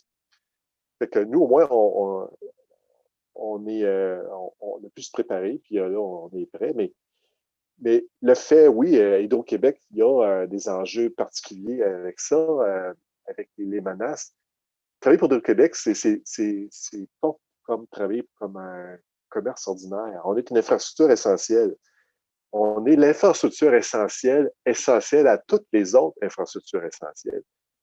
S'il n'y a pas d'électricité, il n'y a pas grand-chose qui fonctionne. On ne se parlera pas présentement. Les hôpitaux sont vraiment, il y a de la misère. L'eau potable n'arrive pas. On est tous sur des réserves pour des moyens de contingence temporaire. L'électricité est essentielle à tout, au transport, à l'alimentation. Donc, Hydro-Québec va être ou peut être la cible d'attaque pour même nuire à d'autres infrastructures. Fait que c'est un rôle que je prends à cœur pour anticiper les menaces parce que je sens vraiment que je sers la communauté, je sers à protéger tous les citoyens, dans le fond, parce que c'est pas un service. C'est un service, mais c'est pas comme un commerce ordinaire. Fait que ça, pour moi, c'est vraiment important. Ça se reflète aussi dans la façon que les technologies vont être installées, configurées à Hydro-Québec. Il y a une culture de haute redondance, de disponibilité très forte. On veut s'assurer que ça fonctionne, puis s'assurer que nos clients ont un service en continu parce qu'on est essentiel. Fait que ça, c'est au quotidien. C'est vraiment la gestion des menaces, c'est en tout temps. C'est pas des menaces uniquement à court terme. On peut les regarder d'un point de vue stratégique aussi. Vous avez sûrement entendu parler de Stuxnet. Quand c'est arrivé en 2010, j'en parlais à mon entourage, puis souvent on passe pour des gens qui sont un petit peu paranoïaques. C'est-à-dire que, voyons donc, ça n'arrive pas, ces choses-là. Chez nous, ça n'arrive jamais, ces choses-là. Mais voyez, c'est arrivé quand même c'est en Iran à ce moment-là. Et c'était une démonstration d'une intrusion puis d'une perturbation d'un processus industriel fait à distance, au lieu de faire, par exemple, faire des attaques physiques en lançant un bombardement, par exemple, aérien sur des installations nucléaires. Ils ont fait une cyberattaque, mais qui a eu des impacts réels dans leur processus. Ça nous a ouvert les yeux sur quelque chose qu'on savait que ça en venait, mais qu'on ne voyait pas de fait.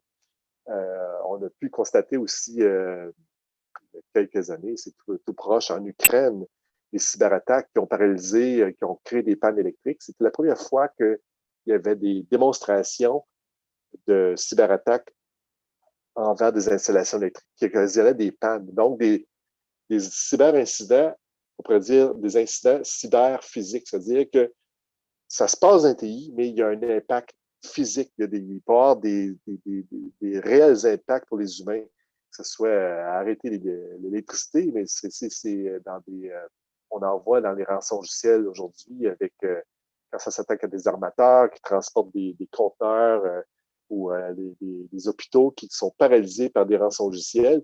Il y a des réels impacts des TI dans le monde physique maintenant, ce qui n'était pas le cas avant. On parlait juste de système d'information. Ce qui était changer la donne. On perdait des données, les données n'étaient pas disponibles. Mais quand c'est les systèmes d'information eux-mêmes qui ont des impacts physiques dans nos vies, ça commence à être compliqué. Puis ça, quand je disais, je fais des veilles et de la vigie quotidienne. Là, présentement, on n'est pas une grosse équipe comme ça. J'ai beaucoup d'amis et d'alliés, mais on est en train de se former un service pour formaliser cette nouvelle fonction-là qui la rend encore plus opérationnelle, redondante et plus forte. Parce que les menaces, si on les prend d'un point de vue très technologique, il y a des menaces, on va dire, presque à l'heure, quotidienne, pour lesquelles on doit se protéger. Puis on va mettre, par exemple, notre centre de surveillance a besoin des indicateurs de surveillance pour détecter tel ou tel botnet, tel rançongiciel, telle machine compromise. Fait que donc, on va surveiller des machines, des adresses IP, des hashes, des comportements inattendus. Mais c'est des indicateurs qu'on reçoit de sources publiques, de sources de partenaires commerciaux.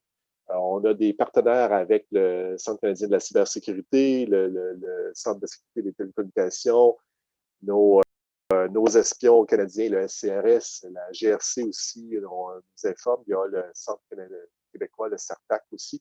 On a des partenaires un peu partout. On est bien entouré au Canada de partenaires, puis on est chanceux au Canada avec nos partenaires parce que on peut les rejoindre et communiquer facilement avec eux. C'est comme une petite famille, tout le monde se connaît.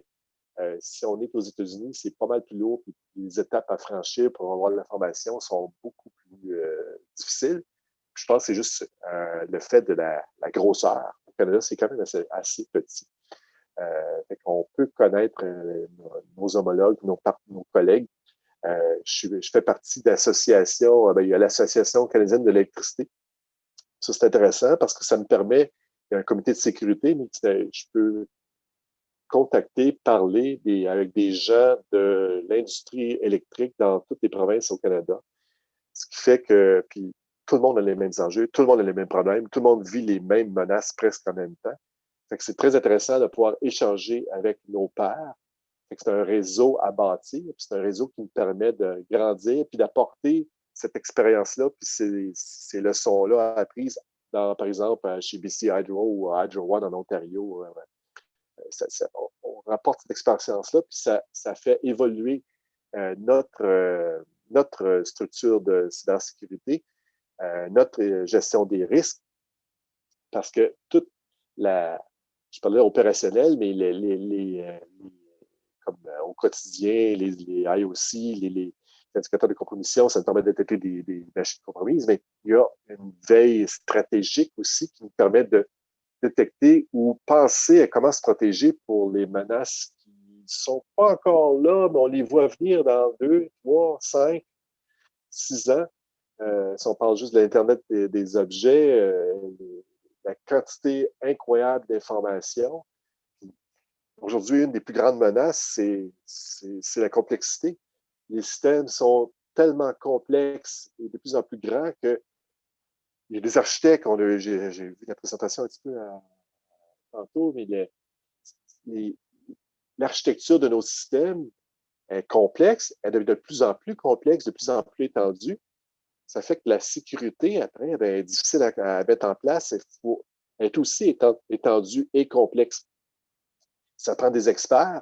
Ça prend des experts qui maîtrisent ces systèmes-là puis qui vont maîtriser la sécurité à appliquer sur cette enveloppe-là. Présentement, je dirais qu'on est dans une révolution, vraiment une révolution technologique que j'ai pas vue depuis longtemps dans ma carrière. Ben, en fait, quand j'ai commencé, il n'y avait pas d'Internet dans le bureau, là, c'est juste pour vous dire. C'est vraiment une grosse évolution, mais ça a été stable pendant en grandissant. On informatise, on rend des systèmes d'information, la paye, la comptabilité, les comptes à recevoir, les transactions entre fournisseurs, la base. Mais maintenant, ça a énormément grandi. Puis aussi, je n'ai pas parlé, mais des technologies opérationnelles, tout ce qu'on peut penser d'industriel pour contrôler une centrale hydroélectrique, pour contrôler un poste de transport, il y a de l'automatisation. Autrefois, c'était très analogique, c'était très circuit électrique. Maintenant, c'est beaucoup de l'informatique connectée, mais connectée, protégée, parce qu'il ne faut pas la rendre trop accessible, parce que ça reste que c'est fait des captures de flag. Vous voyez qu'est-ce qu'on peut faire avec ça. Fait qu'il faut vraiment les protéger. Voyons ce que j'étais dans mes idées. Il n'y a pas un plan dans ma communication.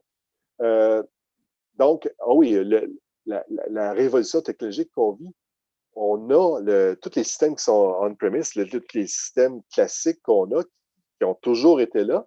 On a tout ce qui est dans le milieu industriel qui contrôle, dans le fond, la livraison d'électricité. Puis maintenant, on a l'infonuagique. C'est exponentiel le nombre de systèmes informationnels qui s'ajoutent, de nouvelles fonctionnalités, de nouveaux services qu'on veut donner à nos clients, le suivi des pannes, l'optimisation, la domotique, etc. C'est exponentiel. C'est comme si on était en crise technologique, en transformation numérique, mais c'est énorme le changement qui se fait présentement chez nous et dans plusieurs industries. Ce qui fait que ça a un impact énorme sur les ressources en sécurité. On a toujours de nouveaux projets qui arrivent, toujours plus de menaces parce que mettons qu'on avait 100 systèmes, 1000 systèmes, mais là, on va peut-être avoir 10 000. C'est une explosion de systèmes d'information dans des environnements hyper compliqués sur des plateformes d'infonuagique multiples. Pensez à toutes les plateformes, on va y être toutes avec des systèmes interconnectés, des interdépendances, ce qui fait que quand tu veux savoir est-ce qu'on a une menace, c'est quoi le périmètre de l'entreprise? Il y a 10 ans, j'avais un périmètre assez solide. Maintenant, le périmètre, il est comme tentaculaire, puis il s'étend. Il s'arrête où? Comment je fais pour le protéger? Fait que c'est vraiment un défi incroyable. Puis du travail en sécurité, il va en avoir beaucoup, énorme. Même si il y a une grande partie des nouveaux systèmes vont aller dans l'infonuagique, il va rester une énorme posture à protéger interne. Puis tout ce qui est industriel va rester local. C'est des équipements qui servent à contrôler de la machinerie, à contrôler une génératrice qui produit de l'électricité. On peut avoir des échanges d'informations éventuellement qui vont aller dans une plateforme infonuagique, mais c'est énormément de technologies. Puis ces technologies-là, avant, étaient le technologie opérationnelle, l'administratif, de l'infonuagique, mais deviennent de plus en plus interconnectés. Ce qui n'était pas le cas avant. Puis l'interconnexion fait que nos systèmes, en fait, les systèmes de toutes les entreprises sont de plus en plus exposés. Plus que de connexion, plus que d'accès, plus que de systèmes, on est de plus en plus exposés. Fait que ça fait partie des dilemmes l'environnement de menaces qu'on doit de façon quotidienne surveiller, regarder, voir comment ça va évoluer pour pouvoir être encore en train de produire de l'électricité demain, puis sans être menacé par des menaces externes ou internes.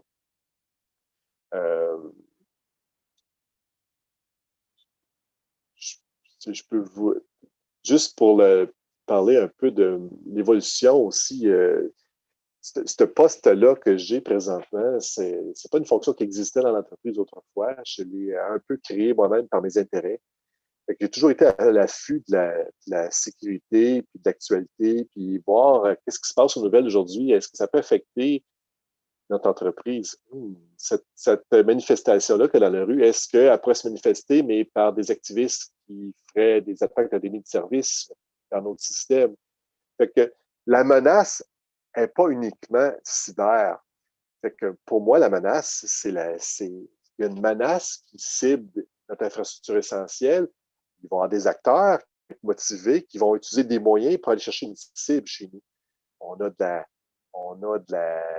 la richesse, on a de l'argent, il y a toutes sortes de fraudes potentielles. On fait de la recherche, on a de la propriété intellectuelle. On a des stratégies pour investir. On a de l'argent qui transite, qu'on place, qu'on joue avec. On joue sur un marché de l'électricité en temps réel parce qu'Hydro achète en temps réel. On parle de nos échanges avec les États-Unis. Fait que c'est un marché. J'ai manqué la question. Je fais ça sur une tablette Android. C'est pas l'idéal parce que mon PC Hydro ultra sécurisé ne me permettait pas de me connecter à Zoom. Attendez, je vais voir la question. Est-ce que vous pouvez me lire la question? Ça va être plus simple. Ben oui, avec plaisir, François, je vais te lire ça. Alors, la question, c'est est-ce que vous avez l'impression que les entreprises sont de plus en plus sécuritaires ou, au contraire, que les entreprises ont des difficultés à rester à jour avec les innovations en sécurité? Moi, je vais vous dire une grande tendance. En fait, on a de plus en plus de sécurité, mais j'ai l'impression qu'on est de plus en plus exposé. Toutes les entreprises veulent offrir de plus en plus de services, ce qui fait qu'ils s'exposent. Prenez votre téléphone cellulaire, regardez le nombre d'applications qu'il y a dessus. Est-ce qu'elles sont toutes sécuritaires? Les gens, ma famille me demandait cette semaine, alerte COVID, c'est-tu sécuritaire, ça? Je dis, ben oui, installez alerte COVID, puis désinstallez les autres applications que vous avez sur votre téléphone. Il y a tellement de systèmes pour faire de l'automatisation, pour faire du télétravail, pour faire de la télé-maintenance, qui fait que les portes pour des hackers, pour des cyberpirates, pour des personnes malveillantes, ben, il y en a de plus en plus. Ce qui fait que je ne crois pas que la sécurité des entreprises, en général, s'améliore. Je crois que la posture, en général, de toutes les entreprises se détériore parce que elle est toujours plus exposée pour offrir de plus en plus de services. Fait que là, il y a toujours des bonnes, des mauvaises entreprises. Il y a différents niveaux. Tout le monde a des niveaux de maturité différents par rapport à ça. Mais c'est difficile de rester toujours. En fait, si on avait un environnement statique, on pouvait le sécuriser, puis si ça reste comme ça, on pourrait dire que la sécurité elle va être menée à un niveau incroyable, puis ça va être parfait. Mais c'est pas ça qui arrive. L'environnement est toujours en croissance. Pour moi, c'est une réalité globale. Puis je vois, avec l'infonagique, je vois des scénarios de risque en cascade. On est toutes les entreprises ont fait une grande transformation. On appelle ça la transformation numérique. Je ne sais pas si c'est une transformation ou c'est plus qu'un cartel nous a dit qu'il fallait aller là, puis on le suit. Est-ce qu'on a des choix? Est-ce qu'on a réellement un choix informatique à faire quand il y a 5 entreprises qui contrôlent l'info nuagique sur la table et qui disent c'est là que tu dois aller, c'est là que ton Windows va, c'est là que ta tablette Android va.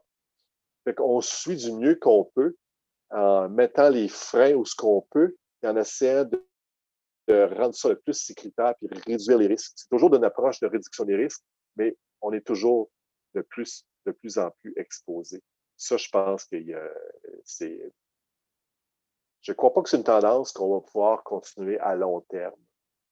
Je crois que on est dans une croissance extrêmement rapide, puis qu'éventuellement, il va y avoir des choix de société à faire. Est-ce que c'est acceptable? Si tout le monde est par exemple, utilise Office 365 dans le milieu de travail, puis le courriel de tout le monde est dans Office 365, s'il y a une panne, puis il y en a eu 2 depuis une semaine, des pannes de service Office 365 où les gens n'ont pas accès à Outlook, etc. Si elle se prolonge, si Microsoft est victime d'une cyberattaque parce qu'il y a un contexte de guerre, etc., ça veut dire que l'ensemble des Québécois, des institutions, le gouvernement et les entreprises n'auront plus de courriel d'un coup. C'est parce qu'on est en train, tout le monde, de mettre nos services administratifs, peut-être pas le cœur critique de nos services, mais on a des dépendances extrêmes qui sont en train de se faire alentour de cet environnement-là. Avant, c'était tout fragmenté. L'info nuagique nous amène des nouveautés, puis des services rapides, des déploiements, de la connectivité. Mais quand on se connecte tous sur les mêmes outils, la panne d'un service d'infonuagique pourrait entraîner un effet cascade. Fait que c'est le genre de réflexion que je fais dans mon travail. Puis, je veux dire, c'est souvent, je me sens un peu comme un prêcheur seul dans mon univers, parce que c'est dur d'arrêter une grosse machine technologique qui veut déployer des technologies. Fait que le mieux qu'on peut faire dans cette grosse roue qui roule, c'est de réduire les risques. Puis quand c'est inacceptable, de dire non, on ne peut pas faire ça. Si ça arrive, si ce scénario-là arrive, voici ce qu'on perd. Est-ce que vous acceptez ce risque-là? Puis c'est là que les décisions se prennent, puis les unités d'affaires vont dire, bon non, on voulait les gadgets, la connectivité, puis, mais ça, c'est inacceptable pour nous, on prend un petit recul. Fait que c'est un jeu constant. J'ai juste manqué la question, excusez-moi. Pas de problème, François, je vais te lire ça. Il y en a deux, en fait, là. Oui, allez-y. Alors, la première, c'est comment approchez-vous l'intelligence artificielle pour aider à l'automatisation de la détection de nouvelles menaces et la réponse aux incidents? Oui.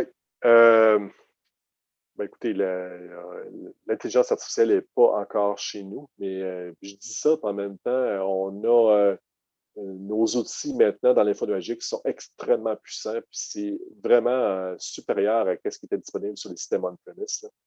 Les systèmes qu'on utilise, par exemple, dans Azure, qui vont faire de la détection comportementale, puis en fait, il faut qu'il y ait l'information, mais il y en a quand même beaucoup d'informations. Ces systèmes-là on met des agents sur les serveurs critiques, les AD, les postes de travail, puis ça ramasse, ça collecte des informations.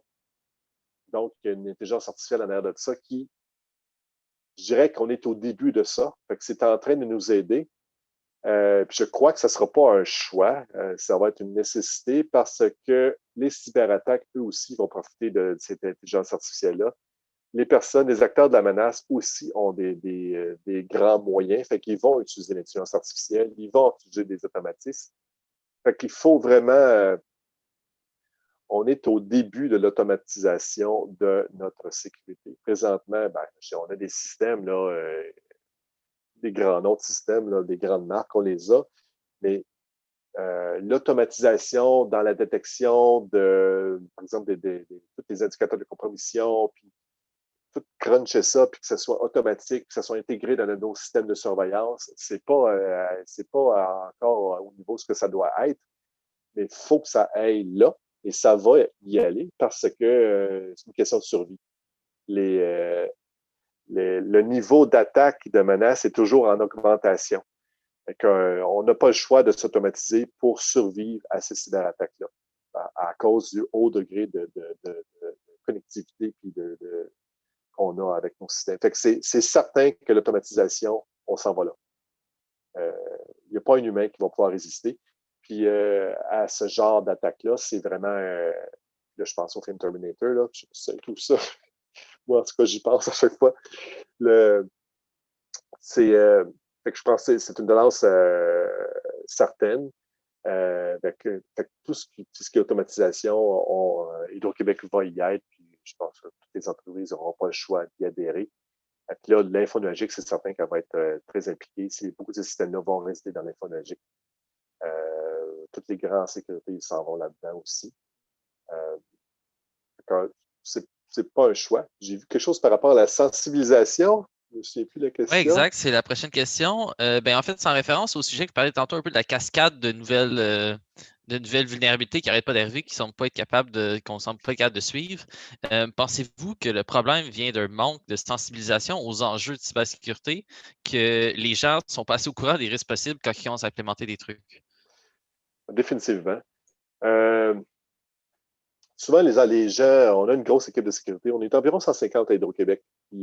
C'est vraiment une belle entreprise pour y travailler. Fait que je vous encourage à regarder les emplois qui peuvent s'ouvrir chez nous. C'est gros, mais il y a beaucoup de travail. On a beaucoup de technologie. Puis souvent, les gens de sécurité sont vus comme les personnes qui empêchent les TI de fonctionner. C'est les gens qui veulent nous empêcher de travailler. C'est les gens qui mettent des barrières, Es-tu fatigué avec ton Moses de mot de passe puis ton deuxième facteur d'authentification? À quoi ça sert? Fait que cette culture-là de sécurité, elle est mieux qu'elle l'était avant. Il y a énormément de chemin à faire. Typiquement, quelqu'un qui fait des TI, il ne fait pas de la sécurité. Ça devrait aller ensemble, mais c'est quelqu'un qui veut essayer sa nouvelle technologie dans son nouveau cloud avec son nouveau produit, son nouvelle interface. Je trouve ça vraiment cool. Puis j'étais là, c'est vraiment cool. Puis je veux tout connecter ça. Télécommunication, c'est pire. C'est encore pire. C'est des gens de connectivité, s'ils veulent connecter, ils sont bons dans la connectivité, la haute disponibilité. La sécurité, c'est comme quelque chose d'irritant. C'est quelque chose qui les empêche de faire de la maintenance rapidement. C'est quelque chose qui les empêche, qui nuit à leur travail. Fait que ça, cette culture-là, elle est difficile à changer. Elle est particulièrement difficile dans tous les milieux industriels. C'était comme ça quand je travaillais même en 1995 dans une usine de papier journal. Les gars de l'usine et les gars du bureau administratif, c'est pas les mêmes gars. C'est dans un coin, dans le milieu industriel, c'est des ingénieurs. Puis dans les cours d'ingénierie électrique, mécanique, etc., ils font des choses merveilleuses, mais habituellement, ils n'ont aucun cours de cybersécurité. Donc, ils vont déployer des solutions système en temps réel avec aucune notion de sécurité parce qu'ils n'en ont jamais entendu parler. Ils ne sont pas en contact avec cette réalité-là. Puis, ils se sentent isolés dans leur monde, c'est-à-dire qu'ils sont dans l'usine, sont dans la centrale, sont dans un poste de transport. Pour eux, c'est un environnement fermé, en temps réel. C'était vrai. C'était vrai en 2000, en 90. C'était des boîtes fermées, mais les TI sont rentrés là-dedans, les technologies TI. Puis, on a amélioré la connectivité, la rapidité de déploiement, etc. Là, c'est facile, tu déploies une machine industrielle, tu as la branche. Mais on a encore la mentalité de la protéger de façon physique. C'est-à-dire mettre une clôture, un gardien de sécurité, puis une clôture, puis une porte, puis un cadenas. Puis ça, c'est la sécurité qui empêche les technologies opérationnelles d'être vulnérables. On les isole comme ça, mais on les a interconnectés. Puis, ce qui fait que ces technologies opérationnelles-là, dans tous les milieux industriels, sont en contact avec d'autres choses, avec des TI, avec des systèmes d'information. Donc, la culture, la sensibilisation de ces gens-là, il y a beaucoup de chemin à faire, puis il y a beaucoup de travail. On a pas mal de travail qui se fait chez nous, mais c'est un gros travail de culture profonde. Puis c'est autant chez les gens de TI,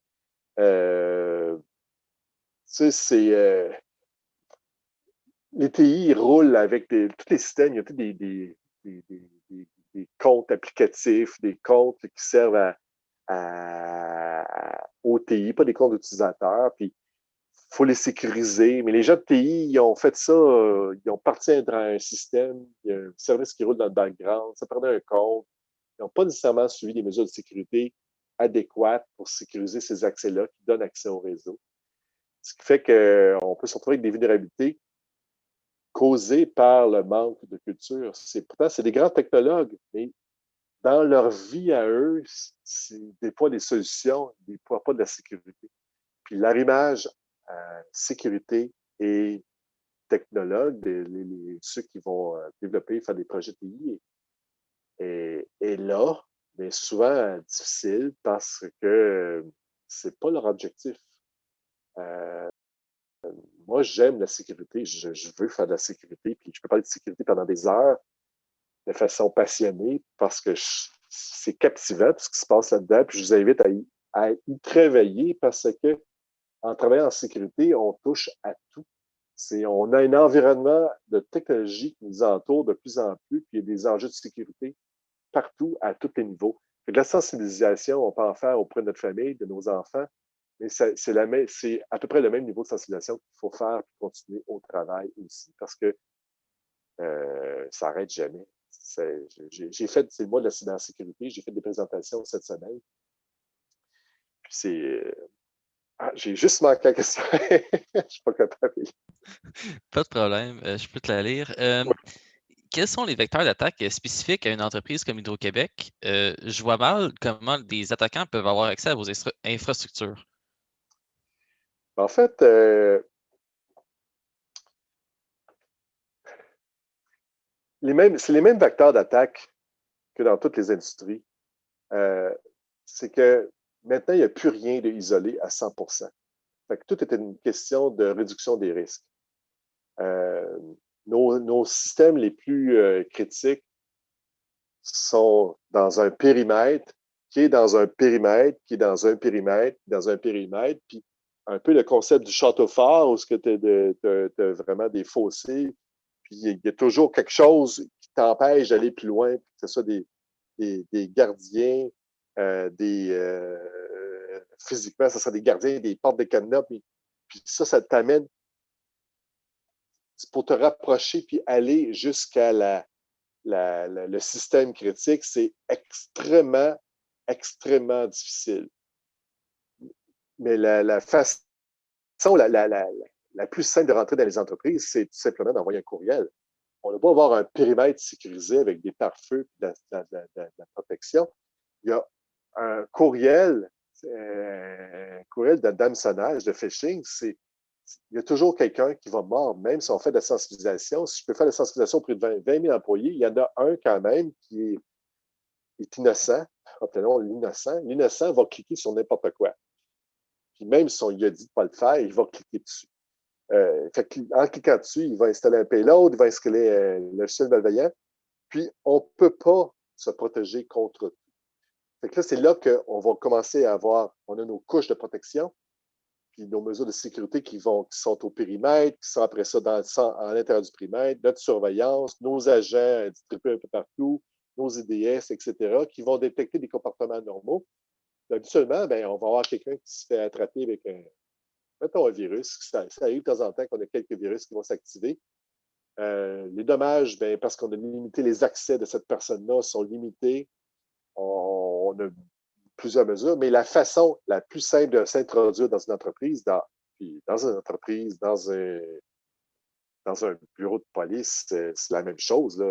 C'est partout. Un simple courriel, c'est une porte d'entrée. C'est une porte qu'on a permis avec l'extérieur. Il y a des façons de se protéger, mais c'est toujours la réduction des risques.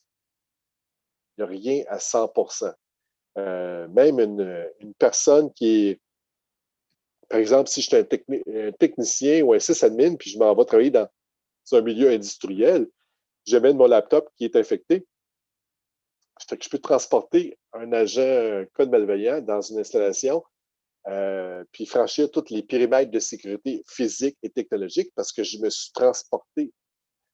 Donc, je n'ai pas suivi le chemin réseau, j'ai physiquement amené le code malveillant à l'intérieur de l'installation. Ça va être vrai en tout temps. À ce moment-là, c'est qu'il faut avoir des mesures de mitigation et de réduction des risques à l'intérieur de l'installation elle-même pour prévenir que, pas empêcher à 100%, mais s'assurer que s'il y a quelque chose qui se passe, avoir le moins d'impact possible. Le détecter, réagir, puis réduire l'impact au minimum. Parce que c'est impossible de prévenir tous les scénarios. Dans ma vigie d'actualité, il y avait des cas documentés de prise de contrôle d'avion à partir du cockpit, à partir d'un siège. Dans le fond, si j'ai de la télémétrie qui arrive dans mon siège, la télémétrie, elle vient de quelque part. Fait que l'ingénieur, typiquement, lui, tout ce qu'il va faire, il va faire une ségrégation réseau, il va mettre un réseau différent. Il n'a pas mis un pare-feu, là. Il a mis un réseau. Lui, il a dit, ma connectivité, mon réseau, tout marche bien. Si je mets de la malveillance là-dedans, est-ce que je suis capable de me rendre dans le cockpit? Dans le cockpit, des tests d'intrusion ont démontré que oui, dans certains avions. J'imagine qu'ils ont corrigé les vulnérabilités depuis, mais c'est pensé comme ça. Fait que c'est la même chose dans une entreprise qui fait du papier journal ou qui fait de l'électricité. Les gens qui ont les finances veulent avoir de l'information qui vient. Combien qu'on en fait de kilowatts, de mégawatts présentement? Mais en même temps, il ne faut pas être capable d'interférer avec le processus industriel. Fait qu'il y a de nombreuses mesures qui m'empêchent de m'y rendre, mais il y a toujours un chemin parce qu'il faut s'y rendre. Il faut travailler, il faut faire de la maintenance, il faut maintenir nos opérations. Fait que c'est toujours de la réduction de risque. Mais plus qu'on va vers le cœur des activités critiques, plus qu'il va y avoir de mesures. Ça, c'est en tout temps, ça. Est-ce qu'il y avait une autre question?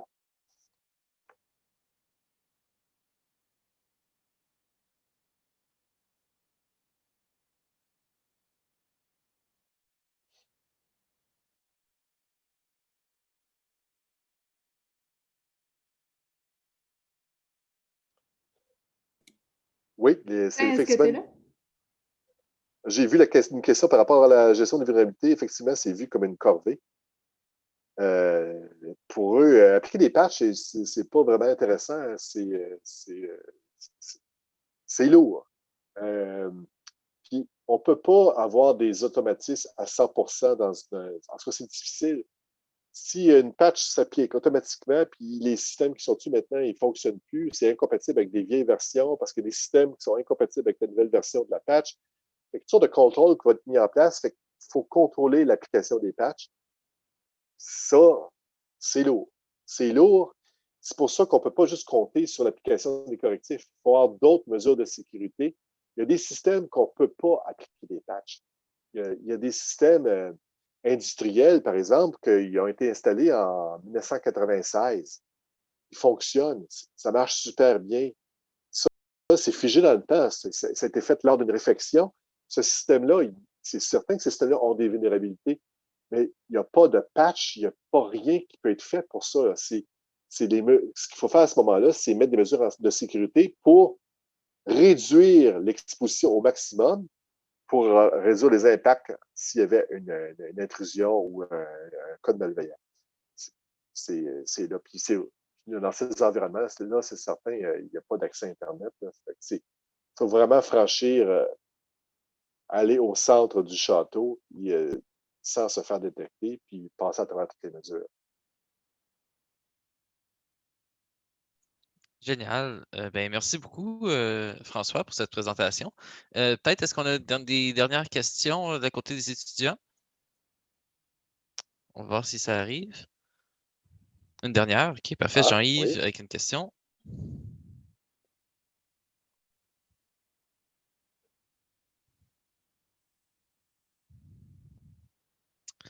Alors, il dit, dans la plupart des offres d'emploi, il est nécessaire d'avoir une expérience professionnelle en sécurité ou en réseau. Pour un étudiant intéressé et motivé, quels sont vos conseils pour négocier et trouver un poste? Ben, premier conseil, j'ai entendu tantôt, continuez vos études. Plus que vous partez avec un bagage, là, on ne peut pas compter sur votre expérience en partant. Vous êtes une personne, là, vous arrivez, vous êtes un étudiant, vous venez de finir, mais votre bagage, c'est important. Fait que si vous avez un bac, si vous avez une maîtrise, c'est sûr que vous partez avec un avantage par rapport à un technicien. Fait que dans le fond, votre formation est importante. C'est la base. Après ça, il y a, je dirais, il y a une sorte de petite formations ad hoc. Des fois, elles sont gratuites. Par exemple, vous pouvez vous former pour faire des tests d'intrusion, puis aller essayer d'aller chercher les certifications qui sont disponibles. Ça, ça montre votre intérêt. Ça montre que vous êtes vraiment intéressé, puis vous avez fait des efforts supplémentaires en plus de votre formation obligatoire, puis vous avez été chercher une certification reconnue. Il y en a dans la gestion des vulnérabilités, il y en a chez Cisco. Il y a toutes sortes de cheminements. Souvent, les gens qui s'en viennent en sécurité chez nous, ben, ils ont fait un parcours TI en premier. C'est peut-être un ancien sysadmin. C'est un gars de télécom ou une fille, mais je dis des gars parce que c'est surtout des gars, malheureusement. Il y a du chemin à faire. Il y a vraiment pas autant de femmes en sécurité ou en informatique. Fait que j'espère que ça va changer, mais c'est souvent un cheminement de l'informatique vers la sécurité. Donc, si vous voulez rentrer directement en sécurité, c'est ce feu, il va y avoir des postes affichés, montrez vos intérêts, ayez le feu, soyez passionné dans la sécurité, soyez à l'affût dans l'actualité aussi, connaître les menaces, connaître l'état actuel de la sécurité dans les environnements. En fait, c'est juste à suivre quelques informations sur Internet là, sur l'actualité en cybersécurité. Là, il y en a énormément. Souvent, c'est les mêmes nouvelles qui se répètent tout le temps. Là. Fait que c'est quand même une actualité, mais quotidien. Ça change. Je manque une semaine, on dirait que je manquais quelque chose. Qu'est-ce qui s'est passé? Voyons donc, c'est fou. Fait que de continuer à faire puis des réseaux puis des activités comme qu'on fait là présentement, comme je dis, je suis membre de telle association, tel groupe d'activités qui fait ça, puis je fais la promotion de ça. Ça démontre aussi votre intérêt. Mais il y a définitivement des certifications qui sont peut-être pas trop difficiles à obtenir, qui pourraient bonifier votre certification, votre éducation, votre diplôme. Là. Fait que ça, je pense, le plus qu'on en a, le plus de liens qu'on peut établir, de relations, de membres d'associations, membres de tout ça, je suis dans tel groupe, ça démontre l'intérêt, puis ça peut faire ressortir votre CV parmi d'autres. Puis il ne faut pas se décourager. Par exemple, je peux vous dire, moi, en tout cas, quand j'ai travaillé à Hydro-Québec, je ne travaillais pas à Hydro-Québec avant, puis j'ai été 6 mois sans emploi. Je n'étais vraiment pas dans un bon timing. J'étais à Gatineau. Puis, Hydro-Québec, j'ai appliqué sur des postes. Les premiers postes, ben, ils m'ont dit non, merci.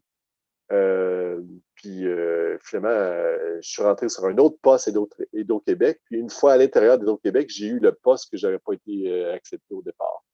C'est, dans le fond, le fait de rentrer dans la boîte, peut-être rentrer en informatique, puis continuer à montrer votre enthousiasme vers la sécurité, puis à accroître vos connaissances, devenir un expert dans votre domaine. Si c'est un sysadmin, bien, soyez un bon sysadmin, pensez sécurité dans vos tâches. Ils vont vous placer sur des projets de sécurité avec des gens de sécurité, et votre nom va se faire. Si vous êtes en télécom, puis vous parlez de sécurité, puis vous posez des questions aux gars de sécurité, ben là, à un moment donné, ils vont vous consulter puis vous allez faire partie de l'équipe de sécurité, puis vous amener dans des postures dans des postes de sécurité. Fait que c'est pas un chemin direct, souvent. C'est un chemin par la bande. Puis il y a aussi des offres qui vont être faites par Hydro-Québec. En général, tous nos postes vont demander un bac en informatique. Plus, par exemple, j'en vois un présentement qui est affiché. Mais, un bac en informatique, puis il demande si vous avez de l'expérience en cybersécurité, en gestion des accès, en surveillance, en détection, en gestion des incidents, en vulnérabilité. L'expérience qui, normalement, vous n'avez pas si vous êtes étudiant. Mais si vous faites du capture de flag, puis ça fait 1 an que vous êtes là-dedans, wow, ça peut nous intéresser au centre de surveillance parce que ce que vous avez appris en faisant ces exercices-là, puis ces jeux-là, ben ça permet chez nous d'être quelqu'un qui est intéressant en surveillance. Vous allez comprendre l'adversaire. Vous allez peut-être pouvoir participer à coordonner des tests d'intrusion ou éventuellement, on aura notre équipe à l'interne pour faire des tests d'intrusion interne. C'est de rester toujours allumé, puis toujours prêt à apprendre. Puis souvent, je le voyais quand j'ai des gens, on dit avoir l'expression d'avoir le feu. Là. Quelqu'un qui aime ça. C'est un sujet qui m'intéresse. Puis pour moi, c'est intéressant la sécurité. Ben, à ce moment-là, ben, cet enthousiasme-là peut transparaître. Puis si vous pouvez vous rendre en entrevue, ben, ça va paraître. Puis vous êtes enthousiaste. C'est d'être motivé par cette chose-là. Mais souvent, ce n'est pas un chemin direct. Ben, merci beaucoup, François, pour ces excellents conseils. Alors, je ne sais pas si tu as un petit dernier mot de la fin ou parce que je pense que c'est tout pour nous.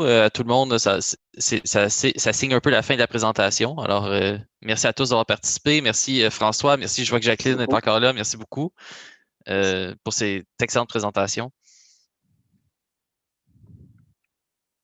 Merci. Bonne soirée. Bonne soirée. Alors, merci tout le monde. Juste pour votre information, la semaine prochaine, on va avoir droit à 4 autres invités. Moi, juste aller voir, je peux peut-être vous les sortir vite fait. Je vais donc avoir, je sais que Patrick qui va venir pour la recherche en cybersécurité. Patrick qui est, si je ne me trompe pas, Patrick. Et je pense au Centre gouvernemental de cyberdéfense du Québec. Alors, ça reste assez intéressant. On a Gabriel Botbol qui vient nous parler un peu du pen testing.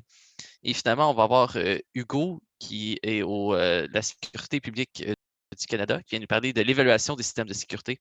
Alors, ça va être quatre sujets assez intéressants. Alors, ça sera même heure et je vous divulguerai les différents canaux de communication qui seront utilisés cette soirée-là. Alors, sur ce, bonne semaine à tout le monde, puis on se voit la semaine prochaine. Bonsoir. Bonsoir.